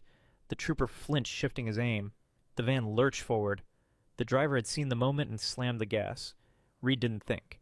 He dove off the dock, grabbed Cassidy by the jacket sleeve, and yanked with everything his bad knee could give. Pain exploded white-hot, but Cassidy's body cleared the van's bumper by inches. The van's front corner clipped Reed's shoulder, instead spinning him sideways. He hit the ground hard. Breath punched out. The van's tires squealed as it cut around the dumpsters, trying to find the rear access road. The trooper fired. Not at the men, at the tires. 2 sharp cracks. A tire blew. The van, fishtailed, slammed into a stack of pallets with a thunderous crunch and stalled. The driver cursed and shoved the door open, trying to run. Wes bolted the other direction, toward the darkness beyond the lot. The trooper shouted into his radio, "One fleeing on foot, rear lot, pursuing." He took off after Wes. Bishop sprinted toward the van, yanking the driver out with brutal efficiency and pinning him to the pavement. Reed pushed himself up on his elbows, head spinning, shoulder on fire. Cassidy crawled to him, sobbing. "Nora, where's my baby?" Reed's throat tightened. "She's inside. Safe for now." Cassidy grabbed his jacket with shaking hands. "They said if I screamed they'd—" "I know," Reed said. "But you're here." Cassidy's eyes darted to the damaged van. "They're not done. They'll come back. They always—" Reed caught that. "Always." Cassidy froze, realized she'd said too much. Reed leaned closer, voice low. "Cassidy, what is this?" Cassidy's mouth trembled. I saw something. Last week. At Black River Waste. Trucks. At night. Men with county uniforms. And kids." Her voice broke. Reed felt his stomach drop deeper than before. "Not just Nora," he said. Cassidy shook her head, tears streaming. "Nora took a video. I tried to delete it. I tried to—" She swallowed hard. "They grabbed me before I could even get to the front of the store." Reed's mind was already racing. This wasn't a kidnapping attempt. This was damage control. Inside the loading bay doorway, Dalton in cuffs started yelling suddenly, frantic. "You don't get it!" he screamed. "They'll kill all of us. He'll kill me first." Reed turned his head toward him, eyes narrowing. Dalton's face was twisted in terror now, not anger. "The one you haven't seen yet," he rasped. "The real one. He's not the deputy. He's above him." Reed felt a chill even in the cold night air. Cassidy whispered, barely audible, like naming a ghost. "Councilman Harlan." Bishop looked up sharply from the driver he had pinned. "Say that again." Cassidy's eyes were wide, terrified. "Harlan. He funds the school programs. He does charity drives. Everyone loves him." Reed stared at the wrecked van, at the open door, at the darkness beyond the lot where Wes had fled, and he understood the shape of it. This wasn't random. It was structured, protected. And now, because of an 8-year-old's video, the structure had started hunting in public. Reed's phone buzzed in his hand. Screen cracked. Still working. A new message from an unknown number. One line. "Stop, or the girl disappears for real." The message sat on Reed's cracked screen like a threat carved in ice. "Stop, or the girl disappears for real." Reed didn't show it to anyone. Not yet. He just locked the phone and slid it into his jacket, like he could hide the sentence by hiding the glass. Cassidy was shaking so hard her teeth clicked. Bishop kept one hand on her shoulder, steadying her the way you steadied someone coming off a 3-day bender, except this wasn't alcohol. This was terror. The state trooper jogged back from the darkness between dumpsters, breathing hard, radio barking static. "He got away," he snapped. "Went through the tree line. Units are canvas." Reed watched the trooper's eyes. Good trooper. Angry, focused, but still thinking. He looked at the wrecked van, at the cuffed driver on the pavement, at Cassidy, and finally at Reed. "You," he said, pointing. What's your name?" "Reed Garrett." "Garrett." The trooper repeated it like he was pinning it to a form. "You're bleeding. Sit down." Reed ignored it. "Where's your supervisor?" "En route," the trooper said. State sergeant's coming. So are county units. Reed's gut tightened at the word county. Cassidy gripped Reed's sleeve with both hands like she'd drown without it. Please, please don't let them take her. They'll tell everyone I did this. They'll... Reed looked at her, really looked. Cassidy, where do you work? I don't... She choked out. Not anymore. I quit 2 months ago. I was a social worker. County Family Services. I saw case files, names, children placed in homes that didn't exist, a schedule. Bishop's eyes narrowed. What schedule? Cassidy swallowed hard. Pick up windows, like bus routes, but not buses. Transfer times, Black River Waste was on it. Multiple locations across 3 counties. Reed felt cold spread up his spine. The trooper listened, face hardening. You have proof. Bishop held up Nora's cheap phone.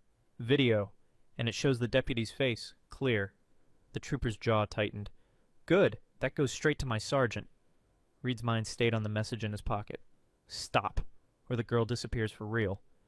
He looked back at the loading bay door. The store alarm still screamed a relentless high-pitched howl. Beyond it inside, Nora was somewhere in a stockroom, hidden behind boxes trusting strangers because she didn't have another option. And outside, someone with power was texting him like Reed was a lever they could pull. Reed stepped close to the trooper. Low voice. You need to treat county as compromised.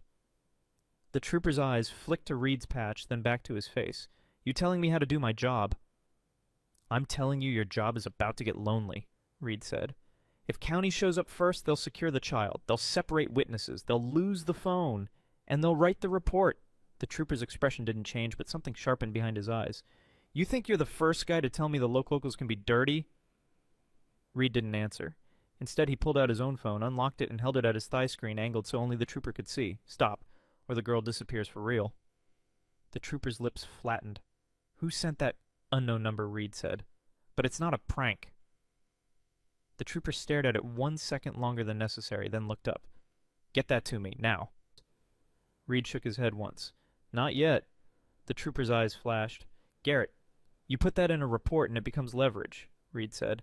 I'm not giving them a clean line to Nora through your paperwork. The trooper held Reed's stare, weighing him, then exhaled through his nose. Fine, but you're not taking matters into your own hands. Reed didn't promise. Promises were a luxury. A cruiser pulled around the corner of the building lights, washing the rear lot in a red-blue pulses. Then another. County units, too fast. Reed felt his pulse spike. The trooper lifted his radio.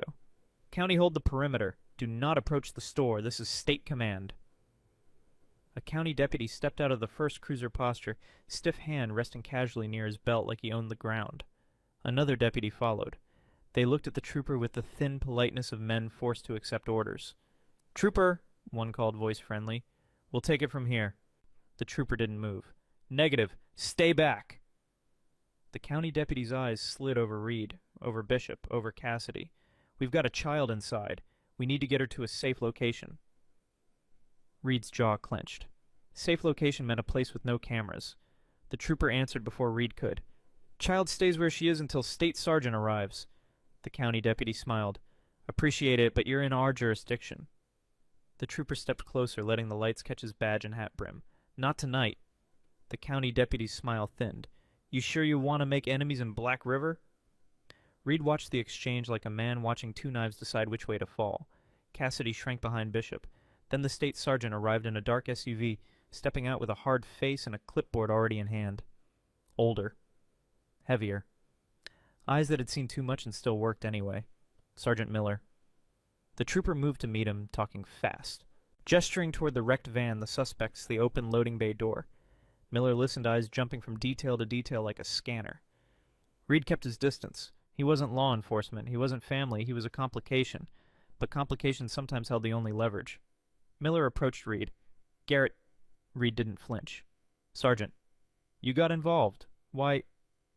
Reed's answer was simple. Because she asked. Miller studied his face, then looked at Cassidy. Ma'am, is your child inside? Cassidy nodded, barely breathing. You have video evidence, Miller asked. Bishop held up Nora's phone. Yes. Miller took it carefully like it was a live wire. Good. This goes into a sealed state evidence bag now. Not county, not local state. The county deputy took one step forward. Sergeant, with respect... Shut your mouth, Miller snapped. I've got live calls from 5 civilians with video of you standing over a hostage vehicle. The county deputy stopped, but his eyes stayed on the phone. Reed recognized the look. Want. Miller turned to the trooper. Get the suspects into separate vehicles. No talking, no contact, and I want every witness name in this lot written down. Every phone number, every body cam. The trooper nodded. Yes, sir. Miller turned back to Cassidy. We're going to retrieve your child, then we're going to relocate you both, temporarily. Cassidy's shoulders sagged with relief so sudden she almost collapsed. Reed felt none of it, because the message in his pocket didn't say stop the video. It said the girl disappears for real, meaning they could still reach her, even after tonight, meaning this wasn't just about the deputy, this was about the network behind him. Reed stepped in closer to Miller, voice low. Sergeant, you put her in the county's safe place, she won't make it to morning. Miller's eyes narrowed. You threatening me, Garrett? No, Reed said. I'm warning you, this isn't a lone bad deputy. This is infrastructure. Keys, paperwork, people with charity awards. Miller held Reed's stare. Then to Reed's surprise, he asked one question. Name? Reed didn't answer immediately. Saying it out loud made it more real. Cassidy answered for him, voice trembling. Councilman Harlan! Miller's face didn't change, but the air around him did. The door inside his head closed. He nodded once. Okay. That one word wasn't comfort. It was gravity. They moved fast after that. Troopers and Miller went into the store through the loading bay. The alarm screamed past them. Reed followed until Miller stopped him with a palm to the chest. You stay out here, Miller said. You're not law enforcement. Reed didn't argue. He just watched the doorway like he could see through concrete. Bishop stayed with Cassidy, keeping her behind the line of state vehicles away from county eyes. The county deputies stood off to the side talking into radios, faces tight, smiles gone. Minutes passed like hours. Then the loading bay door swung open and Nora appeared wrapped in a state trooper's jacket. Her hat was gone. Her hair stuck to her forehead. She looked smaller in the open air, like the night could swallow her if it wanted. When Nora saw Cassidy, she made a sound that wasn't a word and ran to her. Cassidy dropped to her knees and held Nora so tight the kid squeaked, then clung back like she'd been holding her breath for a week. Reed felt something loosen in his chest. Not relief, something more dangerous. Attachment. Miller approached with the evidence phone bagged and sealed. We're relocating them, he said. State safe house. The county deputy's head snapped up. Sergeant, you can't just... Miller cut him off without even turning. Watch me. The county deputy's face reddened. This is political. Miller finally looked at him. So is burying a child kidnapping. The county deputy shut his mouth. Reed watched Nora, then Cassidy, then the state vehicles they were being guided into, and he realized the problem. A safe house was a location. A location was a target. And the text in his pocket proved they already had Reed's number, meaning they could find other numbers too. Reed stepped toward Bishop. We can't let them drive straight there. Bishop didn't ask why. He just said agreed. Miller heard him and turned eyes sharp. What did you say? Reed spoke carefully. If you drive them to a known state location with county units watching, you're drawing a line from your headlights to their bed. Miller's mouth tightened. You think my men are amateurs? I think your men are visible, Reed said. And visibility works both ways. Miller stared at him for a beat too long. Then he did something Reed didn't expect. He pulled Reed aside away from the cluster of county deputies and lowered his voice. You got a better plan. Dope. Reed's answer came fast because he'd been building it in his head since the grocery lot. Diversion, 2 decoy routes, switch vehicles twice. Take the phone and your sealed evidence separately, and don't bring county within 3 miles of the final stop. Miller's eyes narrowed. You're awfully comfortable planning this. Reed met his stare. Because I've spent my life avoiding people who want to own you. Miller didn't like it, but he understood it. Fine, he said. Trooper. The trooper jogged over. Miller gave rapid orders. 2 SUVs, 1 unmarked sedan, different exits, staggered departures, radio silence. The county deputies watched confused, irritated. They tried to read the plan and couldn't. Good. Cassidy and Nora were placed into the unmarked sedan, curtains pulled. Another trooper drove an SUV out first, empty lights off, taking the main road like it mattered. A second SUV followed 2 minutes later with a trooper inside alone heading the opposite direction. Then quietly the unmarked sedan rolled out last. No lights, no rush, slipping into the dark like it belonged there. Reed watched it go until it vanished. For the first time since Nora had whispered to him in the parking lot, the scene felt like it had an ending. Then Reed's phone buzzed again. Another unknown number. 1 sentence. You chose wrong. Reed stared at the words, and the night around him seemed to tighten, like the town itself had just leaned closer. Bishop came back from the edge of the lot where he'd been watching the county deputies. "They're not leaving," he muttered. "They're sitting on the road like they're waiting for permission." Reed didn't answer. He watched the county cars, 2 cruisers and an unmarked pickup idling near the side entrance, headlights pointed and faces turned toward the darkness where the state vehicles had gone. Miller stepped out from behind his SUV phone, to his ear shoulders tense. He wasn't calling dispatch. He was calling someone higher. Reed could tell by the way he listened. A minute later, Miller ended the call and walked straight to Reed. "We've got a problem." Reed didn't pretend surprise. "Say it." Miller's mouth tightened. "County DA just called me. He wants the suspects transferred to county custody. Tonight." Bishop let out a slow, disbelieving breath. "That fast?" Miller's eyes stayed on Reed. He used the word jurisdiction about 10 times. Reed nodded once. "And he'll use the word lost when the evidence disappears." Miller's jaw flexed. "I'm not handing them over." "Then they'll come for you," Reed said. "Not with a gun, with paper." Miller glanced toward the county units. "They're already writing it." Reed felt his phone buzz again. A third message. Same unknown number. "Last chance. Bring the phone." "Alone." Reed's throat went tight. Bishop saw Reed's face change. "What?" Reed didn't want to say it out loud, but secrets were how predators worked. So he showed Bishop the screen. Bishop read it and his eyes hardened. "They want Nora's phone." "The sealed evidence," Reed said. "The video, the deputy's face." Miller leaned in, eyes narrowing. "Who's texting you?" "Someone who knows I'm the weak link," Reed said. Miller's voice sharpened. "Garrett, you are not meeting anyone alone." Reed didn't answer immediately, because part of him already knew the ugly truth. If they couldn't get the phone, they'd go around the phone. They'd go to the kid. The decoy routes helped, but they didn't erase the network. A councilman, a DA, deputies, maintenance keys, people who knew where state units liked to put witnesses. Reed looked toward the road, toward the town beyond it, and saw the shape of power like a bruise. "I'm not meeting them to trade," Reed said. "I'm meeting them to find out where they can reach Nora." Miller's eyes went flat. "That's not a plan. That's you walking into an ambush." Reed met his gaze. "Sometimes the only way to find the trap door is to step on it." Miller started to argue, and a county cruiser's door opened across the lot. A man stepped out.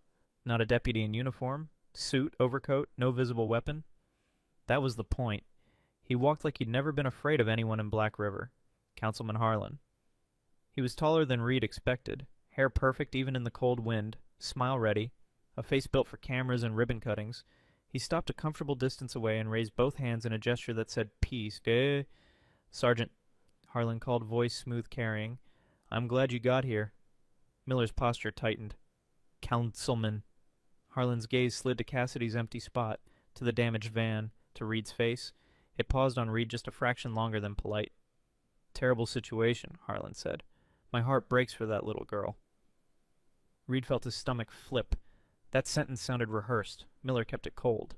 "This is an active state investigation." "Of course," Harlan said, nodding, smile still on. "I'm here to help. The county is in chaos. People are scared. We need to restore trust." Reed heard the real meaning. Restore control. Harlan's eyes returned to Reed. "And you?" He said it friendly like a handshake. "You're Reed Garrett, aren't you?" Reed didn't answer. Harlan chuckled softly. "No need to be shy. You did a courageous thing tonight." Bishop's hand twitched near his pocket like he wanted to reach for something. Reed caught his eye and gave the smallest shake of his head. "Not here, not in front of Suits." Harlan took one slow step closer, staying out of the trooper's immediate space, respecting the line. "I understand there's a video on a phone, Ete." Miller's head tilted. "How do you know that—" Harlan smiled like he'd been asked about the weather. "Small town sergeant. People talk, especially when everyone has a camera." Miller's voice sharpened. "That phone is sealed evidence." "Good," Harlan said, nodding. "Then you won't mind if we ensure it's handled properly. The county DA is concerned about chain of custody." Reed almost laughed. Chain of custody was what they used to break it. Miller didn't flinch. "It's handled." Harlan's smile stayed, but his eyes cooled. "Sergeant, you're a reasonable man. You understand optics. A biker in the middle of a child welfare incident. That's a narrative the state doesn't want." There it was. Threat by suggestion. Reed's phone buzzed again, like someone timing it. A photo this time. Grainy, taken from far away. A street light, a dark car parked behind an unmarked sedan, and in the corner, Cassidy's hair visible through a window. Reed's blood went cold. Bishop leaned close. What? Reed didn't show Bishop. He showed Miller. Miller's face changed. Not fear, rage. Where is this? Reed's voice came out low. They're behind the sedan. They followed the route. Harlan kept smiling like he couldn't hear, like he didn't need to. Sergeant, he said gently, let's not complicate this. The county can provide protection. We have resources. Protection, another word for access. Reed looked at Harlan, and for the first time he spoke directly to him. You're standing here while they're already on her. Harlan's smile didn't move. I'm standing here because I care. Reed's hands clenched. His bad knee throbbed. His lips split again as he ground his teeth. Miller snapped orders into his radio fast and clipped. All units locate unmarked sedan. Priority 1. Possible tail. Static. Then the trooper's voice. Copy. Harlan sighed like a disappointed parent. Sergeant, you're escalating. You don't even know what you're looking at, Miller said. Reed held up the phone. You want this evidence so bad you'll risk a kid. Harlan's eyes flicked to the screen. Just a flicker. But Reed saw the truth there. Recognition. Ownership. Harlan's smile finally thinned. Mr. Garrett, he said, voice still soft, you're not a hero. You're a man with a history, and histories can be interpreted. Miller stepped between them. That's enough. Harlan lifted his hands again. I'm not threatening anyone. I'm trying to prevent a tragedy. Reed's phone buzzed one more time.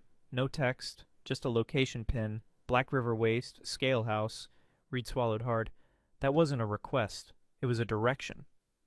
Bishop's voice dropped. Reed, tell me you're not thinking what I think you're thinking? Reed stared at the location pin until his eyes hurt.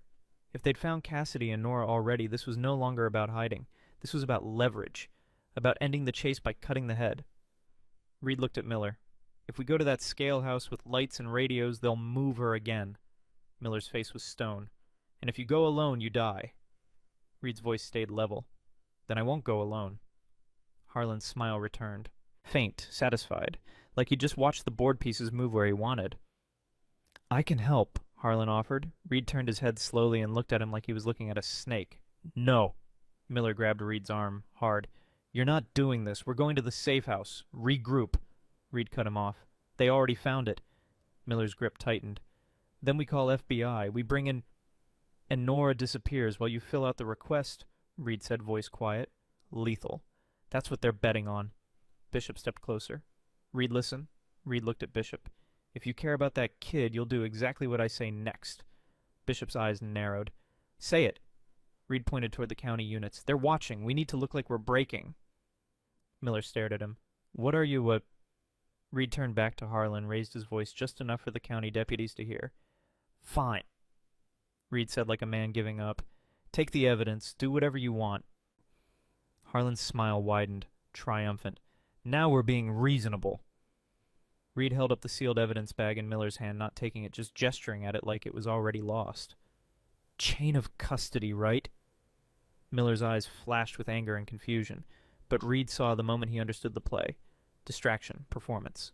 Miller exhaled, then turned his body slightly, angling the bag away from Harlan's sightline. You want it, Miller said louder. You can request it properly. Harlan's smile tightened again. Sergeant! Reed stepped closer to Miller and spoke through clenched teeth quiet enough only the two of them could hear. Give them a decoy. Miller's eyes widened a fraction. Reed's phone buzzed again. One line, 10 minutes. Reed lifted his head and looked toward the dark road leading out of the lot. Black River Waste. Scale House. Cassidy, Nora, and a deadline. Reed turned to Bishop. You're coming. Bishop's face went hard. I know. Reed turned back to Miller. I'm going to that pin. Miller's voice dropped to ice. If you move without my permission, I will arrest you myself. Reed didn't blink. Do it, or let me bring her back. Miller held Reed's stare. Two men measuring what they could live with. Then finally Miller said one word. Go. And in the same breath he added, low, deadly serious, but if you betray this, I will bury you. Reed nodded once. Fair. Harlan watched them smile polite like he'd just witnessed cooperation. Reed turned away, already limping toward the edge of the lot where Bishop's bike was parked in shadow. He didn't look back because he could feel Harlan's eyes on him, like a hand at the back of his neck, and he knew the next 10 minutes were going to decide whether Nora ever saw daylight again. Bishop's bike rolled out first, lights off. Engine kept low like a held breath.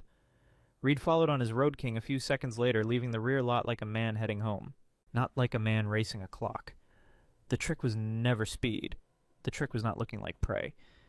They didn't take the main road. Bishop led them through the service lane, behind a strip of closed shops, past a chain-link cutout locals used as a shortcut, then onto a two-lane that ran parallel to the river. No streetlights for long stretches. Just moonwash and the occasional reflective sign flashing like a warning. Reed's phone sat in his jacket, the location pin burning against his chest. Black River Waste, Scale House, 10 minutes. His knee throbbed in time with the engine. Every bump sent a jolt up his leg. He didn't slow. Bishop leaned his bike into a turn, and Reed caught a glimpse of his face in the mirror, focused jaw tight eyes scanning ditches and driveways for headlights.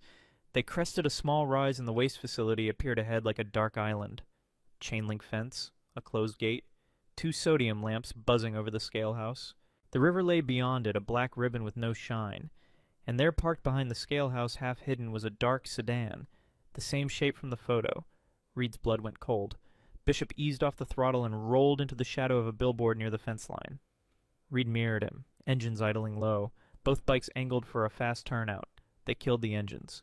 Silence snapped into place, broken only by the distant hum of the facility's lights and the faint wet sound of the river. Reed leaned close to Bishop. "We don't go in loud." Bishop nodded once.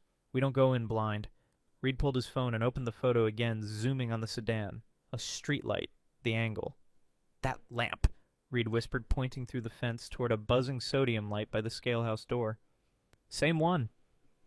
Bishop scanned the fence. "Gates chained." "Doesn't matter," Reed said. "County maintenance guy had keys. They're not here to hide. They're here to finish." At Bishop's gaze flicked toward the scale house window. The blinds were down, but a thin line of light leaked at the bottom. "Someone inside." Reed's stomach tightened. "We need eyes." Bishop reached into his hoodie pocket and pulled out a cheap penlight. Not tactical, not loud, just enough to see steps without announcing you were there. He started toward the fence, moving in the low grass, staying under the billboard's shadow. Reed followed, knee screaming quietly, hand hovering near his pocket where his phone sat. His only weapon was still proof. A faint crunch of gravel from behind the scale house made both of them freeze. A silhouette moved near the sedan. A man. Baseball cap, county jacket, pacing like he was waiting for a call, hands stuffed in his pockets. Wes? The keys guy who'd escaped earlier. Reed held his breath and watched. Wes walked to the scale house door, knocked twice, then looked over his shoulder toward the road. Nervous, not in control. Then from inside the scale house, a second silhouette appeared behind the blinds. Tall, broad-shouldered, head angled like he was listening. Even through glass and distance, Reed recognized the posture. Not a worker, a man who expected people to obey. The door cracked open. Wes leaned in and spoke too softly to hear. The broad silhouette didn't step out. He just handed something through the gap, small, dark. Wes pocketed it and stepped back, scanning the fence line. Reed ducked lower. Bishop's mouth moved without sound. "They're checking." Reed nodded. Wes turned and walked to the sedan, opened the rear door, and for a heartbeat the interior light flashed. Reed saw hair, Cassidy, slumped sideways, hands bound, face turned toward the window. Her mouth was taped, eyes open. Reed's chest went tight with anger, so hot it threatened to make him stand up and roar. He didn't, because there was still no sign of Nora. Bishop leaned close. "Where's the kid?" Reed didn't answer. He watched the scale house. The broad silhouette stepped into view behind the blinds again, as if he'd heard the question in the air. The door opened wider, and he finally came out. Not the deputy, not Wes. Councilman Harlan. Same perfect hair, same expensive coat, same calm. He walked to the sedan, looked in at Cassidy like she was an invoice, then shut the door again, gently. Then he turned his head slow and stared straight toward the billboard. Reed's blood iced. "He sees us," Bishop whispered. "No," Reed said, barely moving his lips. He's looking, not seeing." Harlan raised his hand and checked his watch, casual, patient. Then he lifted his chin toward the road. Headlights appeared.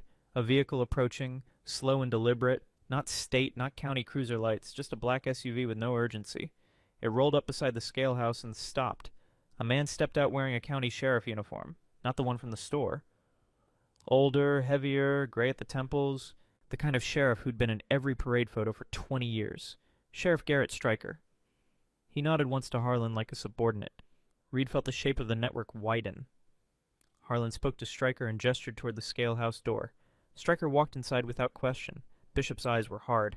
"This is bigger than one dirty cop." Reed's jaw clenched. "That's why we're here." Reed scanned the property again. Fence line, scale house, sedan, SUV, no van now, no obvious second vehicle. Then he saw it. Down near the river axis, half hidden behind a mound of gravel, the white van. Door closed. Engine off. A shadow moved near it. Small, too small. Reed's heart stopped for half a beat. Nora. She stood by the van, hands clasped tight in front of her head, bowed. A figure loomed over her, tall but not Harlan. Someone else, keeping her still. Reed's vision tunneled. Bishop saw it too. His breath hissed through his teeth. Jesus. Reed's phone buzzed in his hand. Unknown number. You're here. Good. Walk to the scale house door. Alone, phone in hand. Reed stared at the words, then lifted his eyes to Harlan. Harlan didn't look frantic. He didn't look aggressive. He looked like a man about to sign paperwork. Reed leaned to Bishop. They want me in the open. Bishop's voice was a knife. Then we don't give it to them. Reed's mind ran the map in a burst. If he rushed Nora, the handler by the van, would grab her and run her into the tree line. If Bishop rushed Harlan, would order Stryker to put a bullet into Cassidy in the sedan. They had 2 hostages, 2 levers. They wanted Reed at the scale house because the scale house was control. Light, doorways, angles, cameras that belonged to them. And the phone, Nora's phone, was the only thing that could collapse the whole structure. Reed's breath slowed. He made a decision that tasted like rust. He typed one line back. I'm coming. Then he slipped his phone into his jacket and looked at Bishop. You stay back. You watch the van. If that kid moves, you move. Bishop's eyes flared. And you... Reed swallowed. I'm going to make him talk. Bishop grabbed Reed's sleeve, hard. Reed, if you walk into that door... Reed held Bishop's stare. If I don't, Nora dies in the dark and Cassidy dies in the car. Bishop's grip loosened, but his eyes didn't. You better come back. Reed didn't promise. He stepped out from the billboard's shadow and started walking toward the scale house. Hands visible, shoulders relaxed, a man with nothing to hide. Harlan watched him approach with a faint smile that didn't reach his eyes. When Reed reached the pool of yellow light, Harlan spoke first, voice warm as a donation speech. Mr. Garrett, thank you for being reasonable. Reed stopped 3 paces away. Where's the phone? Harlan tilted his head. The phone is the least interesting part of tonight. Reed's voice stayed flat. Then why am I here? Harlan's smile thinned. Because you're the kind of man who thinks he can take a child home. Reed's eyes flicked past Harlan to the sedan. Cassidy's face pressed to the glass, eyes wide, begging without sound. Reed looked back at Harlan. Let them go. Harlan's tone softened, almost pitying. You don't understand how this works. Reed took one slow breath. Explain it. Harlan leaned closer, just a fraction. You give me the evidence, he said quietly. And the mother and child live. You keep it and I erase them. Then I erase you, and the town sleeps fine. Reed's jaw tightened. You're not erasing me in front of witnesses. Harlan's gaze slid toward the road. What witnesses? Reed felt the trap close, because the waste facility wasn't a grocery store. There were no shoppers, no phones raised, no crowd, just fences, river, and men who owned the paperwork. Harlan stepped back and gestured toward the scale house door. Come inside, Wavaretedin, he said. Let's be civilized. Reed didn't move. And somewhere near the river, the small figure by the van flinched, like someone had just tightened a grip on her arm. Bishop in the dark shifted. Reed kept his face still, but his chest burned. Harlan's smile returned, patient. Last chance, Mr. Garrett. Reed's hand slid slowly into his jacket. Not for a weapon. For the sealed truth that could burn this entire town down. And he realized in that single cold second that if he handed it over, Nora might live tonight, but she would never be safe again. Reed's fingers closed around the evidence bag the decoy Miller had given him. Empty plastic. The right label. The right weight. But inside his other pocket, Reed had something else. Something Miller had slipped him in the chaos before Reed left the grocery lot. A second phone. A burner. Already recording.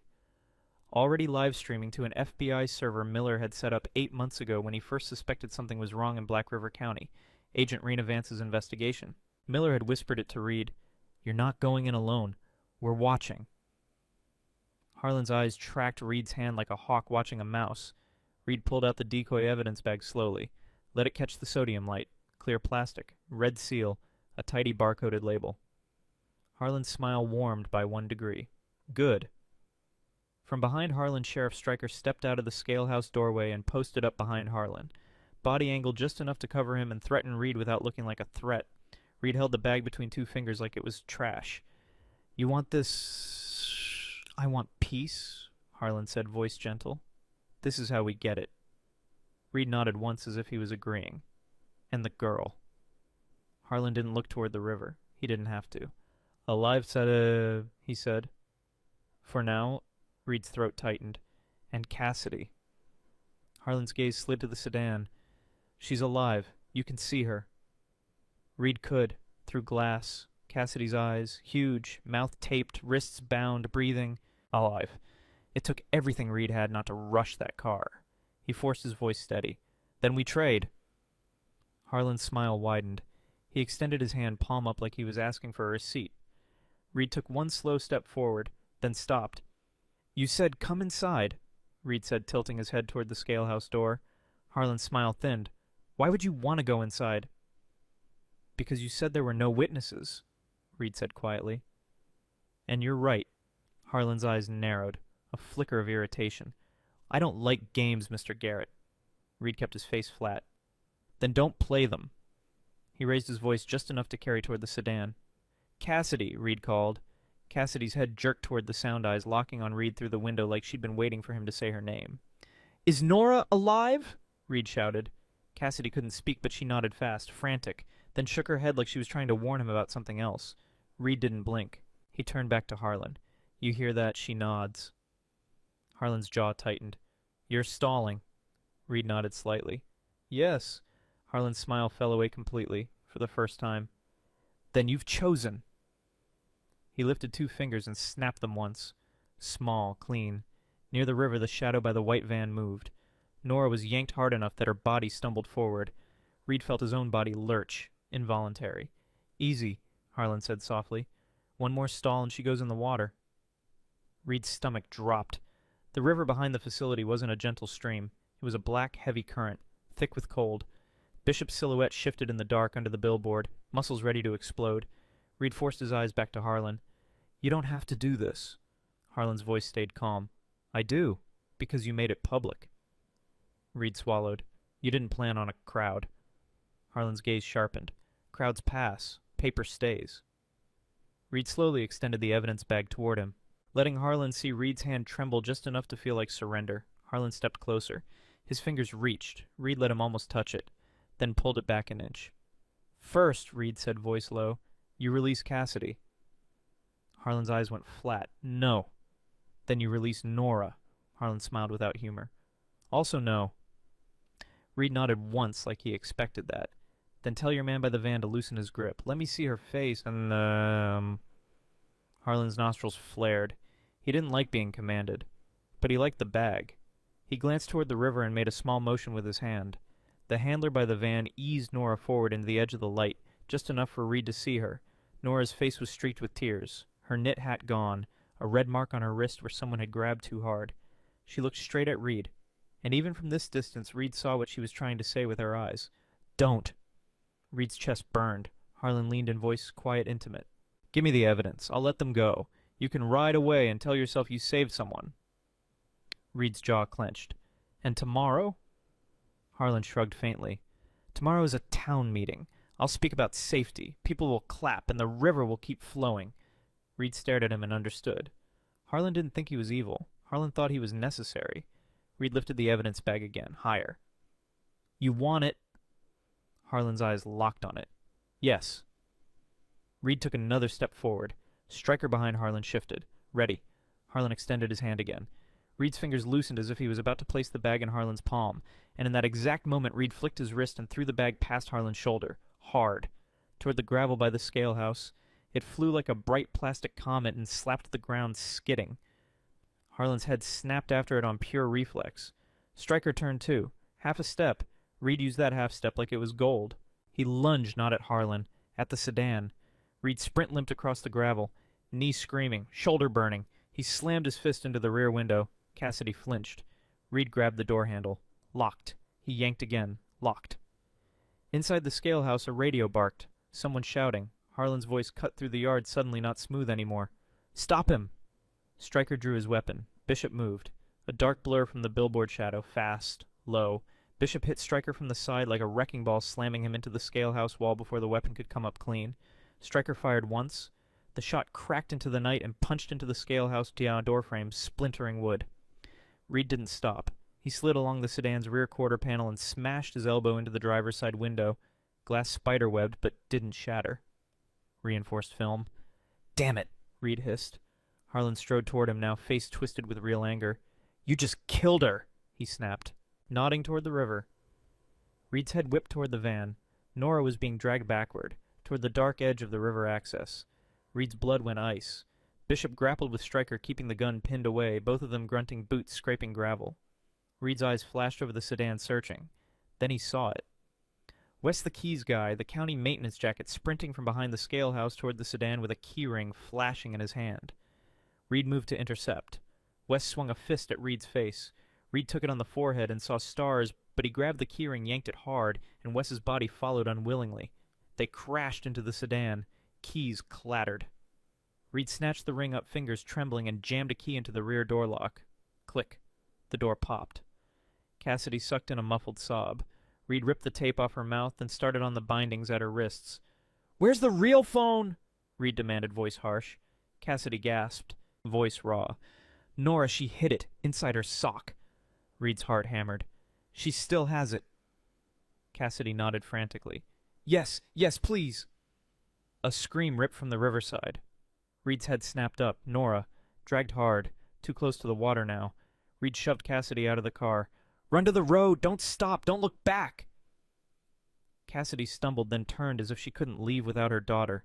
Reed grabbed her shoulders and forced her to face the road. "God!" Cassidy ran, staggering, sobbing into her hands, legs barely working. Harlan watched her go with cold contempt. "She won't make it past the fence." Reed turned back to Harlan, eyes burning. "Then you better hope your man by the river can swim." Harlan's lips pulled back. "You think you can save her?" Reed didn't answer. He sprinted toward the river. His knee screamed with every step, but he forced it. Breath tearing, boots sliding on gravel. Behind him, Bishop yelled something. Reed didn't hear the words. Reed only heard Nora's scream again, thinner now, like the night was swallowing it. And as Reed hit the edge of the gravel mound and the river came into view, he saw the handler lift Nora off the ground by one arm, and the black water rolling behind them, like a mouth opening. Reed's lungs burned as he skidded down the gravel mound, boots catching on loose stone hands scraping dirt. The handler, another Brennan, though Reed didn't know which one, didn't care which branch of this rotten family tree had sprouted this particular piece of garbage, had Nora dangling like a doll. Her feet kicked empty air. Her free hand clawed at his sleeve, leaving tiny useless scratches. The river churned behind them, thick and fast, carrying sticks and trash like it was hungry. "Stop!" Reed roared. The handler's head snapped toward him. Hood up, face half hidden. Younger than Reed expected. Maybe 25, a worker's build, not a lifer, just a man who'd said yes to the wrong paycheck too many times. Behind the handler, the white van sat dead and dark. Useless now. This wasn't about getting away. This was about making a point. The handler's eyes flicked past Reed, toward the yard lights, toward Harlan's silhouette near the scale house. A quick check for permission. Harlan raised his chin. The handler tightened his grip on Nora and took a step backward, heels sinking into mud at the edge. Nora screamed. One raw saison. Reed's knee screamed back as he forced his body forward, a hands open voice dropping low and steady like he was talking to a cornered animal. "Easy," Reed said. "You don't want to do this." The handler barked a short laugh. "I don't want to do any of this." "Then don't," Reed said, inching closer. "Let her go. Walk away." The handler's eyes darted to the river again. "You don't understand. If I let her go, I'm dead." Reed's jaw clenched. "If you drop her in there, you're dead too. Just slower." The handler swallowed. His breathing was ragged. His grip on Nora trembled. Not with mercy, with panic. Nora turned her face toward Reed, tears shining, lips blue from cold. Her eyes locked on his like she was anchoring herself to him. And Reed saw something else. A bulge in her sock. On her right ankle. The phone. She still had it. Reed's throat tightened. "Nora?" he said softly. "Look at me. Don't look at him. Look at me." Nora did. Reed took another step. Mud slid under his boot. The river gurgled. Impatient. The handler snapped. "Back up!" Reed stopped instantly, obeying, not because the handler had power, because Nora's safety was balanced on a shaking hand. "Good," the handler said, voice cracking. "Good. You're not stupid." Reed kept his palms up. "You've got a way out. You let her go, you walk back to the van, you drive off. I won't chase you. The handler's eyes flashed bitter. Drive where to who Harlan owns the road. Reed didn't deny it. Then you walk into the woods and keep walking until you hit a place he doesn't own. The handler's lips trembled. He looked like he wanted to believe. Then Harlan's voice, carried from the yard, calm as ever, slicing through the night air. Do it now. The handler flinched like he had been slapped. Nora's scream turned into a whimper. Reed felt rage flare white-hot. He kept it off his face. He won't protect you, Reed said to the handler. He's using you. The handler's eyes darted toward Harlan again, and Reed saw it the moment the handler realized he was disposable.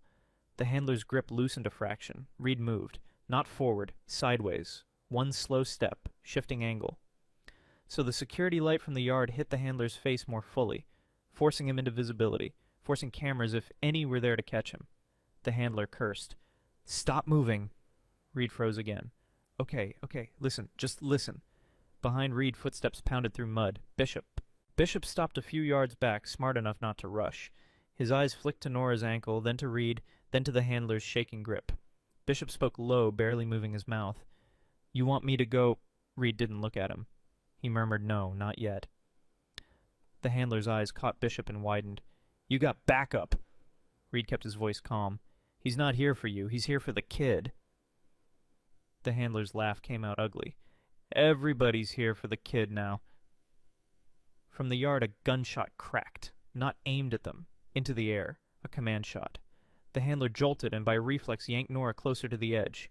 Nora's shoe slipped off the mud lip and hung over black water.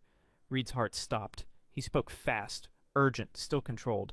Hey, don't do that. You're shaking. You drop her, you're done. You hear me? You're done. The handler's eyes were wet now. I can't...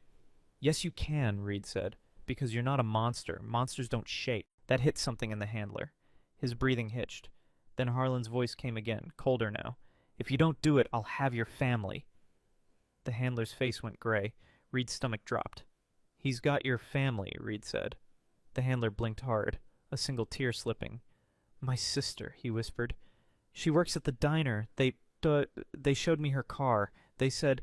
Reed understood. Leverage, always leverage. Reed took a breath and made the only move that could break leverage. He raised his voice, not yelling at the handler, yelling toward the yard, toward Harlan, toward the darkness that might be listening. Hey, Reed roared. I've got the real video on me. Bishop's head snapped toward him, sharp, alarmed. The handler froze. Harlan's silhouette stiffened. Reed kept going, loud, reckless, baiting.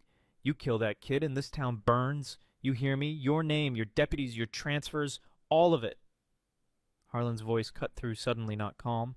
He's lying. Reed turned his head slightly, letting Harlan hear the certainty. Try me.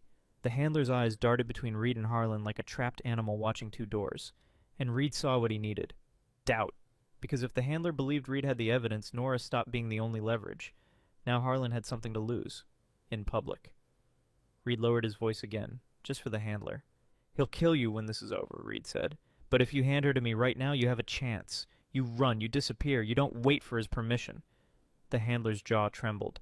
His grip loosened another fraction. Bishop shifted one step, slow, showing his hands. You can walk away, Bishop said, voice calm. Right now.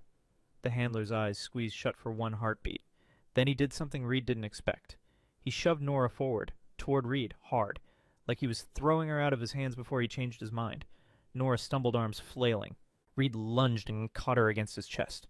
Her body was ice-cold and shaking. She clung to his jacket like it was the only solid thing in the world. Reed staggered backward, nearly going down in the mud, but Bishop grabbed his elbow and hauled them both back from the edge. The handler took one step backward, toward the van, then another. Then he turned, and Harlan's silhouette moved, a dull flash from the yard, a sharp sound that wasn't the river. The handler jerked like a puppet with its strings cut and collapsed into the mud. Face first. Reed's blood turned to ice. Bishop swore under his breath, eyes wide with fury. He shot him. Reed held Nora tighter, one hand already sliding to her ankle. He pulled her sock down just enough to feel the hard rectangle taped there. The phone, real proof. Nora's voice came out as a broken whisper against Reed's jacket. He said my mom would die. Reed swallowed hard. She won't. From the yard, Harlan's voice carried again, smooth, returning like a mask being put back on. Bring me the phone, Garrett, and you can all leave. Reed stared at the dark yard, at the lights, at Harlan's silhouette, at Stryker's shape near him, at the bodies and cars and shadows. Now Reed had Nora, but Harlan had a town. And somewhere behind Reed in the distance, sirens began to rise again, too far, too slow, like help coming from the wrong direction. Reed leaned close to Bishop, voice low, lethal. "Get Nora to the bikes." Bishop nodded once. "And you?" Reed's eyes stayed on Harlan. "I'm going to give him something he can't hide from." Reed pulled the phone free, feeling its cracked plastic, and for the first time all night he stopped thinking about survival. He started thinking about exposure, because Harlan could kill people in darkness, but he couldn't kill a story once it escaped. Bishop lifted Nora into his arms like she weighed nothing and backed away from the river, step by careful step, keeping his body between her and the yard lights. Nora clung to his shoulder, shaking so hard her teeth chattered. Reed stayed. Mud sucked at his boots as he turned from the river bank and walked toward the scale house lights with the phone in his hand. Nora's cheap, cracked rectangle of truth. He didn't rush. Rushing made mistakes. He wanted Harlan to see exactly what was coming. Harlan waited near the sedan like a man waiting for a late delivery. Stryker stood close behind him, gun low, relaxed, not pointed, not needed. They had always planned to win without looking violent. Wes hovered near the scale house door, pale eyes darting between Reed and the body by the river like he couldn't decide which horror to stare at. Cassidy was gone, running toward the road, exactly as Reed had ordered. Whether she made it past the fence, Reed didn't know yet. He couldn't afford to look. Harlan smiled when he saw the phone. "There we are." Reed stopped 10 feet away, held the phone up at shoulder height, screen facing Harlan. "You want it." Harlan's smile softened. "I want to end this." Reed's voice stayed flat. "You don't end anything. You pause it." Harlan tilted his head. Patient. "Hand it over, Mr. Garrett. You've done enough damage for one night." Reed looked past Harlan to Stryker. "You're going to let them walk." Harlan nodded once, like this was a business deal. "The mother and child will be fine. They'll get a new life somewhere else. They'll forget this place. You'll forget it too, if you're smart." Reed almost laughed. "Forget. Like people chose that." He lifted the phone higher. "You know what's on here?" Harlan's eyes flicked to it. "A misunderstanding." Reed nodded slowly. "Then you won't mind if I show it to everyone." Harlan's smile thinned. "You won't get out of here with it." Reed's gaze locked on him. "That's the part you still don't understand." Reed turned the phone so the camera faced him. Then he hit record. He pointed it at his own face first. Blood on his lip, mud on his jacket, eyes steady. "My name is Reed Garrett," he said, loud and clear. "Tonight an 8-year-old girl named Nora Morrison was targeted after she filmed a transfer operation at Black River Waste. A local deputy was involved. County maintenance covered it up. Sheriff Garrett Stryker participated. And the man standing in front of me, Councilman Harlan, ordered it all. Pfft." Harlan's smile vanished like someone wiped it off. "Turn that off." Reed swung the phone to frame Harlan in the shot. "Say your name," Reed demanded. "For the record." Harlan took one step forward, voice low, dangerous now. "Give me the phone." Reed didn't back up. "Say your name," he repeated, louder. Stryker shifted, finally raising his weapon, still not aiming at Reed's head, aiming at his hand. Reed saw it and kept talking into the phone, voice controlled, fast. "I am at Black River Waste, near the scale house. Cassidy Morrison, Nora's mother, was held in a dark sedan behind me. Nora was taken to the river. A man was shot for hesitating. This network has been operating for 15 years. 247 children, 6 states, run by Judge Patricia Hendricks and Councilman Harlan." Harlan's face tightened. "He's lying." Reed didn't look at him. He kept the camera steady on Harlan's face. "Tell them I'm lying," Reed said. "Tell the camera you've never been here." Harlan lunged. Stryker lunged too. Reed moved, not backward, sideways.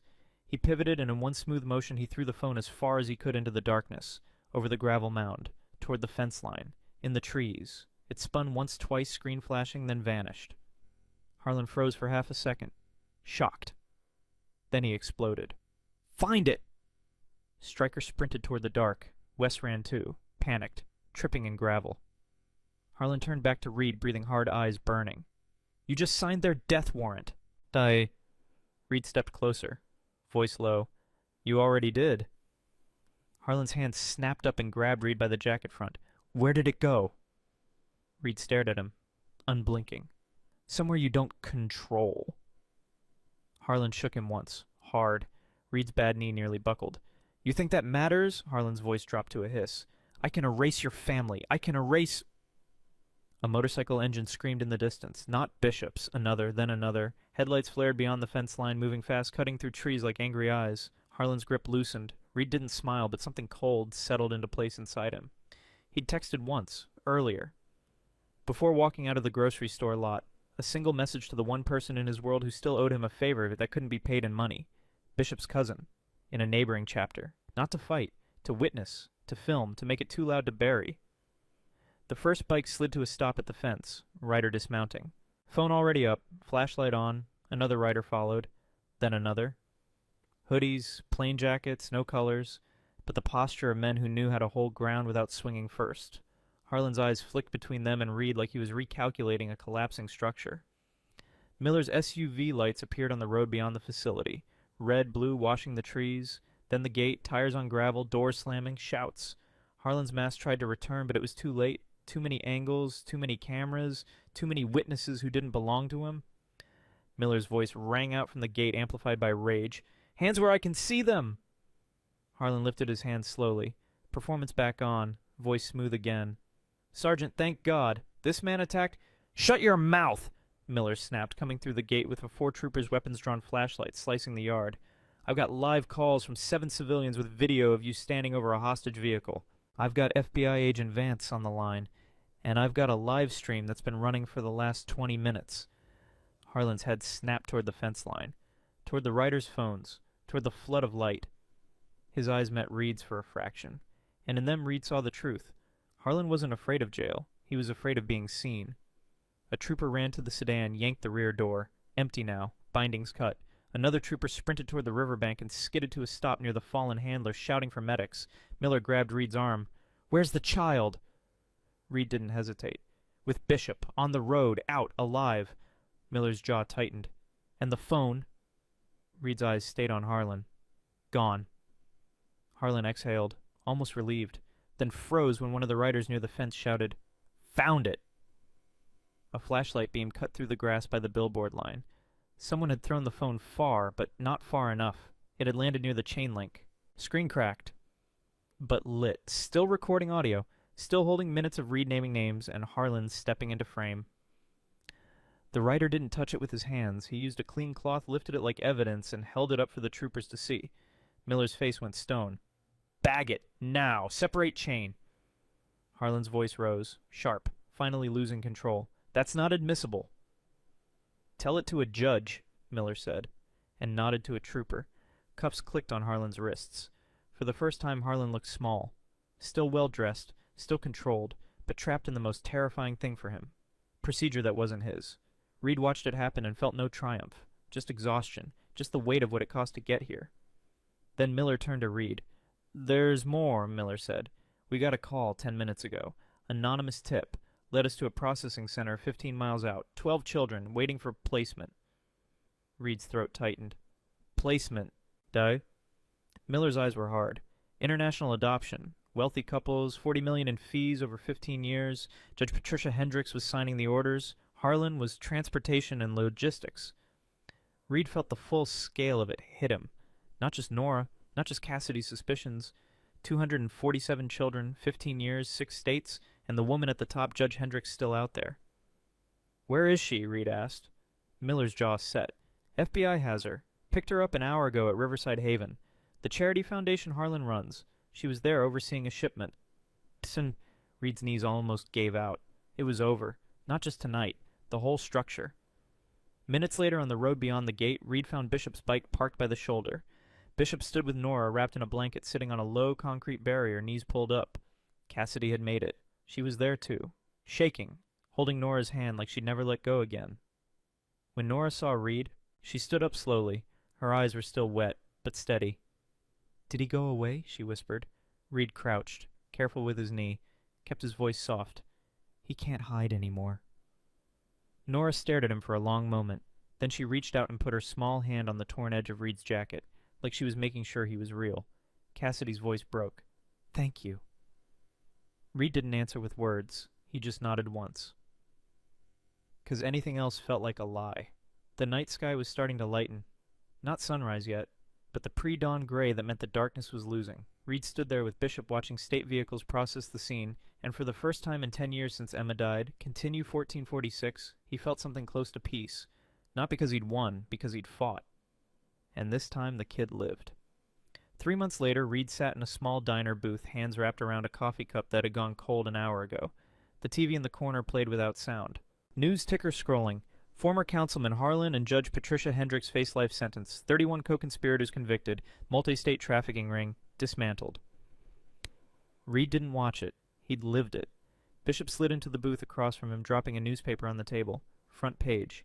68 children recovered. 179 still missing.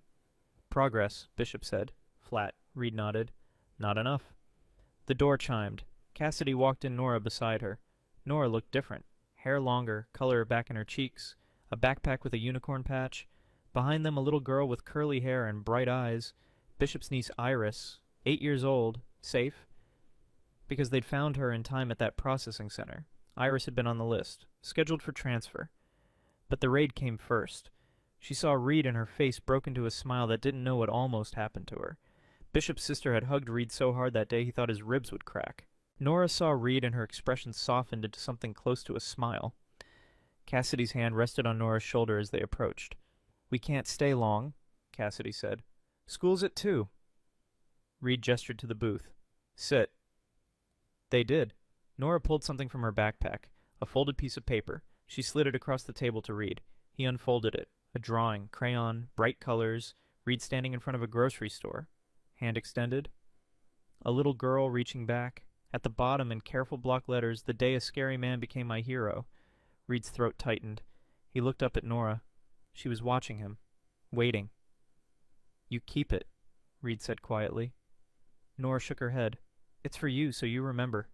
Reed's eyes burned. For the first time since Emma died 10 years ago, Reed Garrett cried. Not loud, not dramatic, just silent tears that ran down scarred cheeks while an 8-year-old girl watched with eyes that understood grief better than any child should. Cassidy reached across and squeezed Reed's hand. "You gave us our lives back." Reed shook his head. "You fought for them. I just held the door." Bishop's phone buzzed. He glanced at it, then at Reed. "FBI, Agent Vance. They want you for a consult. New case, similar pattern. 3 states, possible connection to Hendricks' network." Reed looked at the drawing again, at Nora's careful letters, at the hope in crayon. "Tell them I'll call back." Later that night, Reed stood in front of a small headstone in the town cemetery. Emma Garrett, beloved daughter, age 5. He placed something at the base. A photograph, recent, color. Reed, Nora, Cassidy, Bishop, and Iris together, smiling, at a park, alive. "I couldn't save you, Emma," Reed whispered. "But because of you, because you taught me what it means to lose someone, I saved her." He knelt bad knee protesting. "And that has to be enough." Behind him, footsteps on grass. He didn't turn. He knew who it was. Cassidy. Nora and Bishop appeared at his side. Iris skipped ahead, then stopped when she saw the headstone, instinctively quiet. No words, just presence. After a moment, Nora slipped her small hand into Reed's scarred one. They stood there together as the sun set behind the trees. 5 people bound not by blood, but by survival, by choice. By the terrible, beautiful act of refusing to let darkness win. Reed's Hell's Angel patch hung in his closet now. Retired. Next to it, a new badge. Volunteer, child safety advocate. The phone on his nightstand buzzed one last time that night. Agent Raina Vance. FBI. 247 children in database. 68 recovered so far. Your testimony sealed 31 convictions. Judge Patricia Hendricks got life without parole. Harlan life without parole. We found the adoption ring pipeline, Switzerland, Dubai, Singapore. Ethan Brennan recovered, 10 years old, returned to biological aunt. There's more work.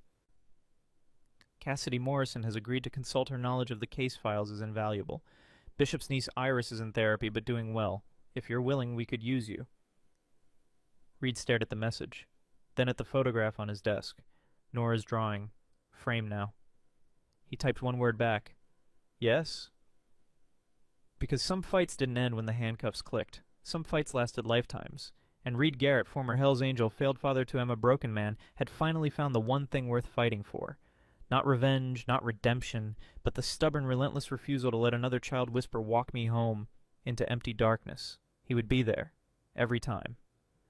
For as long as breath remained, and in the silence of that small room one truth settled like dust after a storm monsters hide in darkness. But sometimes the ones who've walked through hell become the light that guides children home. Reed's phone lit up one more time. A text from Nora. Cassidy must have helped her type it. "Thank you for walking me home, Mr. Reed. I'm safe now, but I'll never forget you." Reed read it 3 times, then he set the phone down, turned off the light, and for the first time in a decade, Reed Garrett slept without nightmares. 'Cause tonight the monsters lost. And tomorrow he'd make sure they kept losing, one child at a time, one choice at a time, one yes at a time. The fight wasn't over, but for the first time Reed believed it could be won, and that was enough.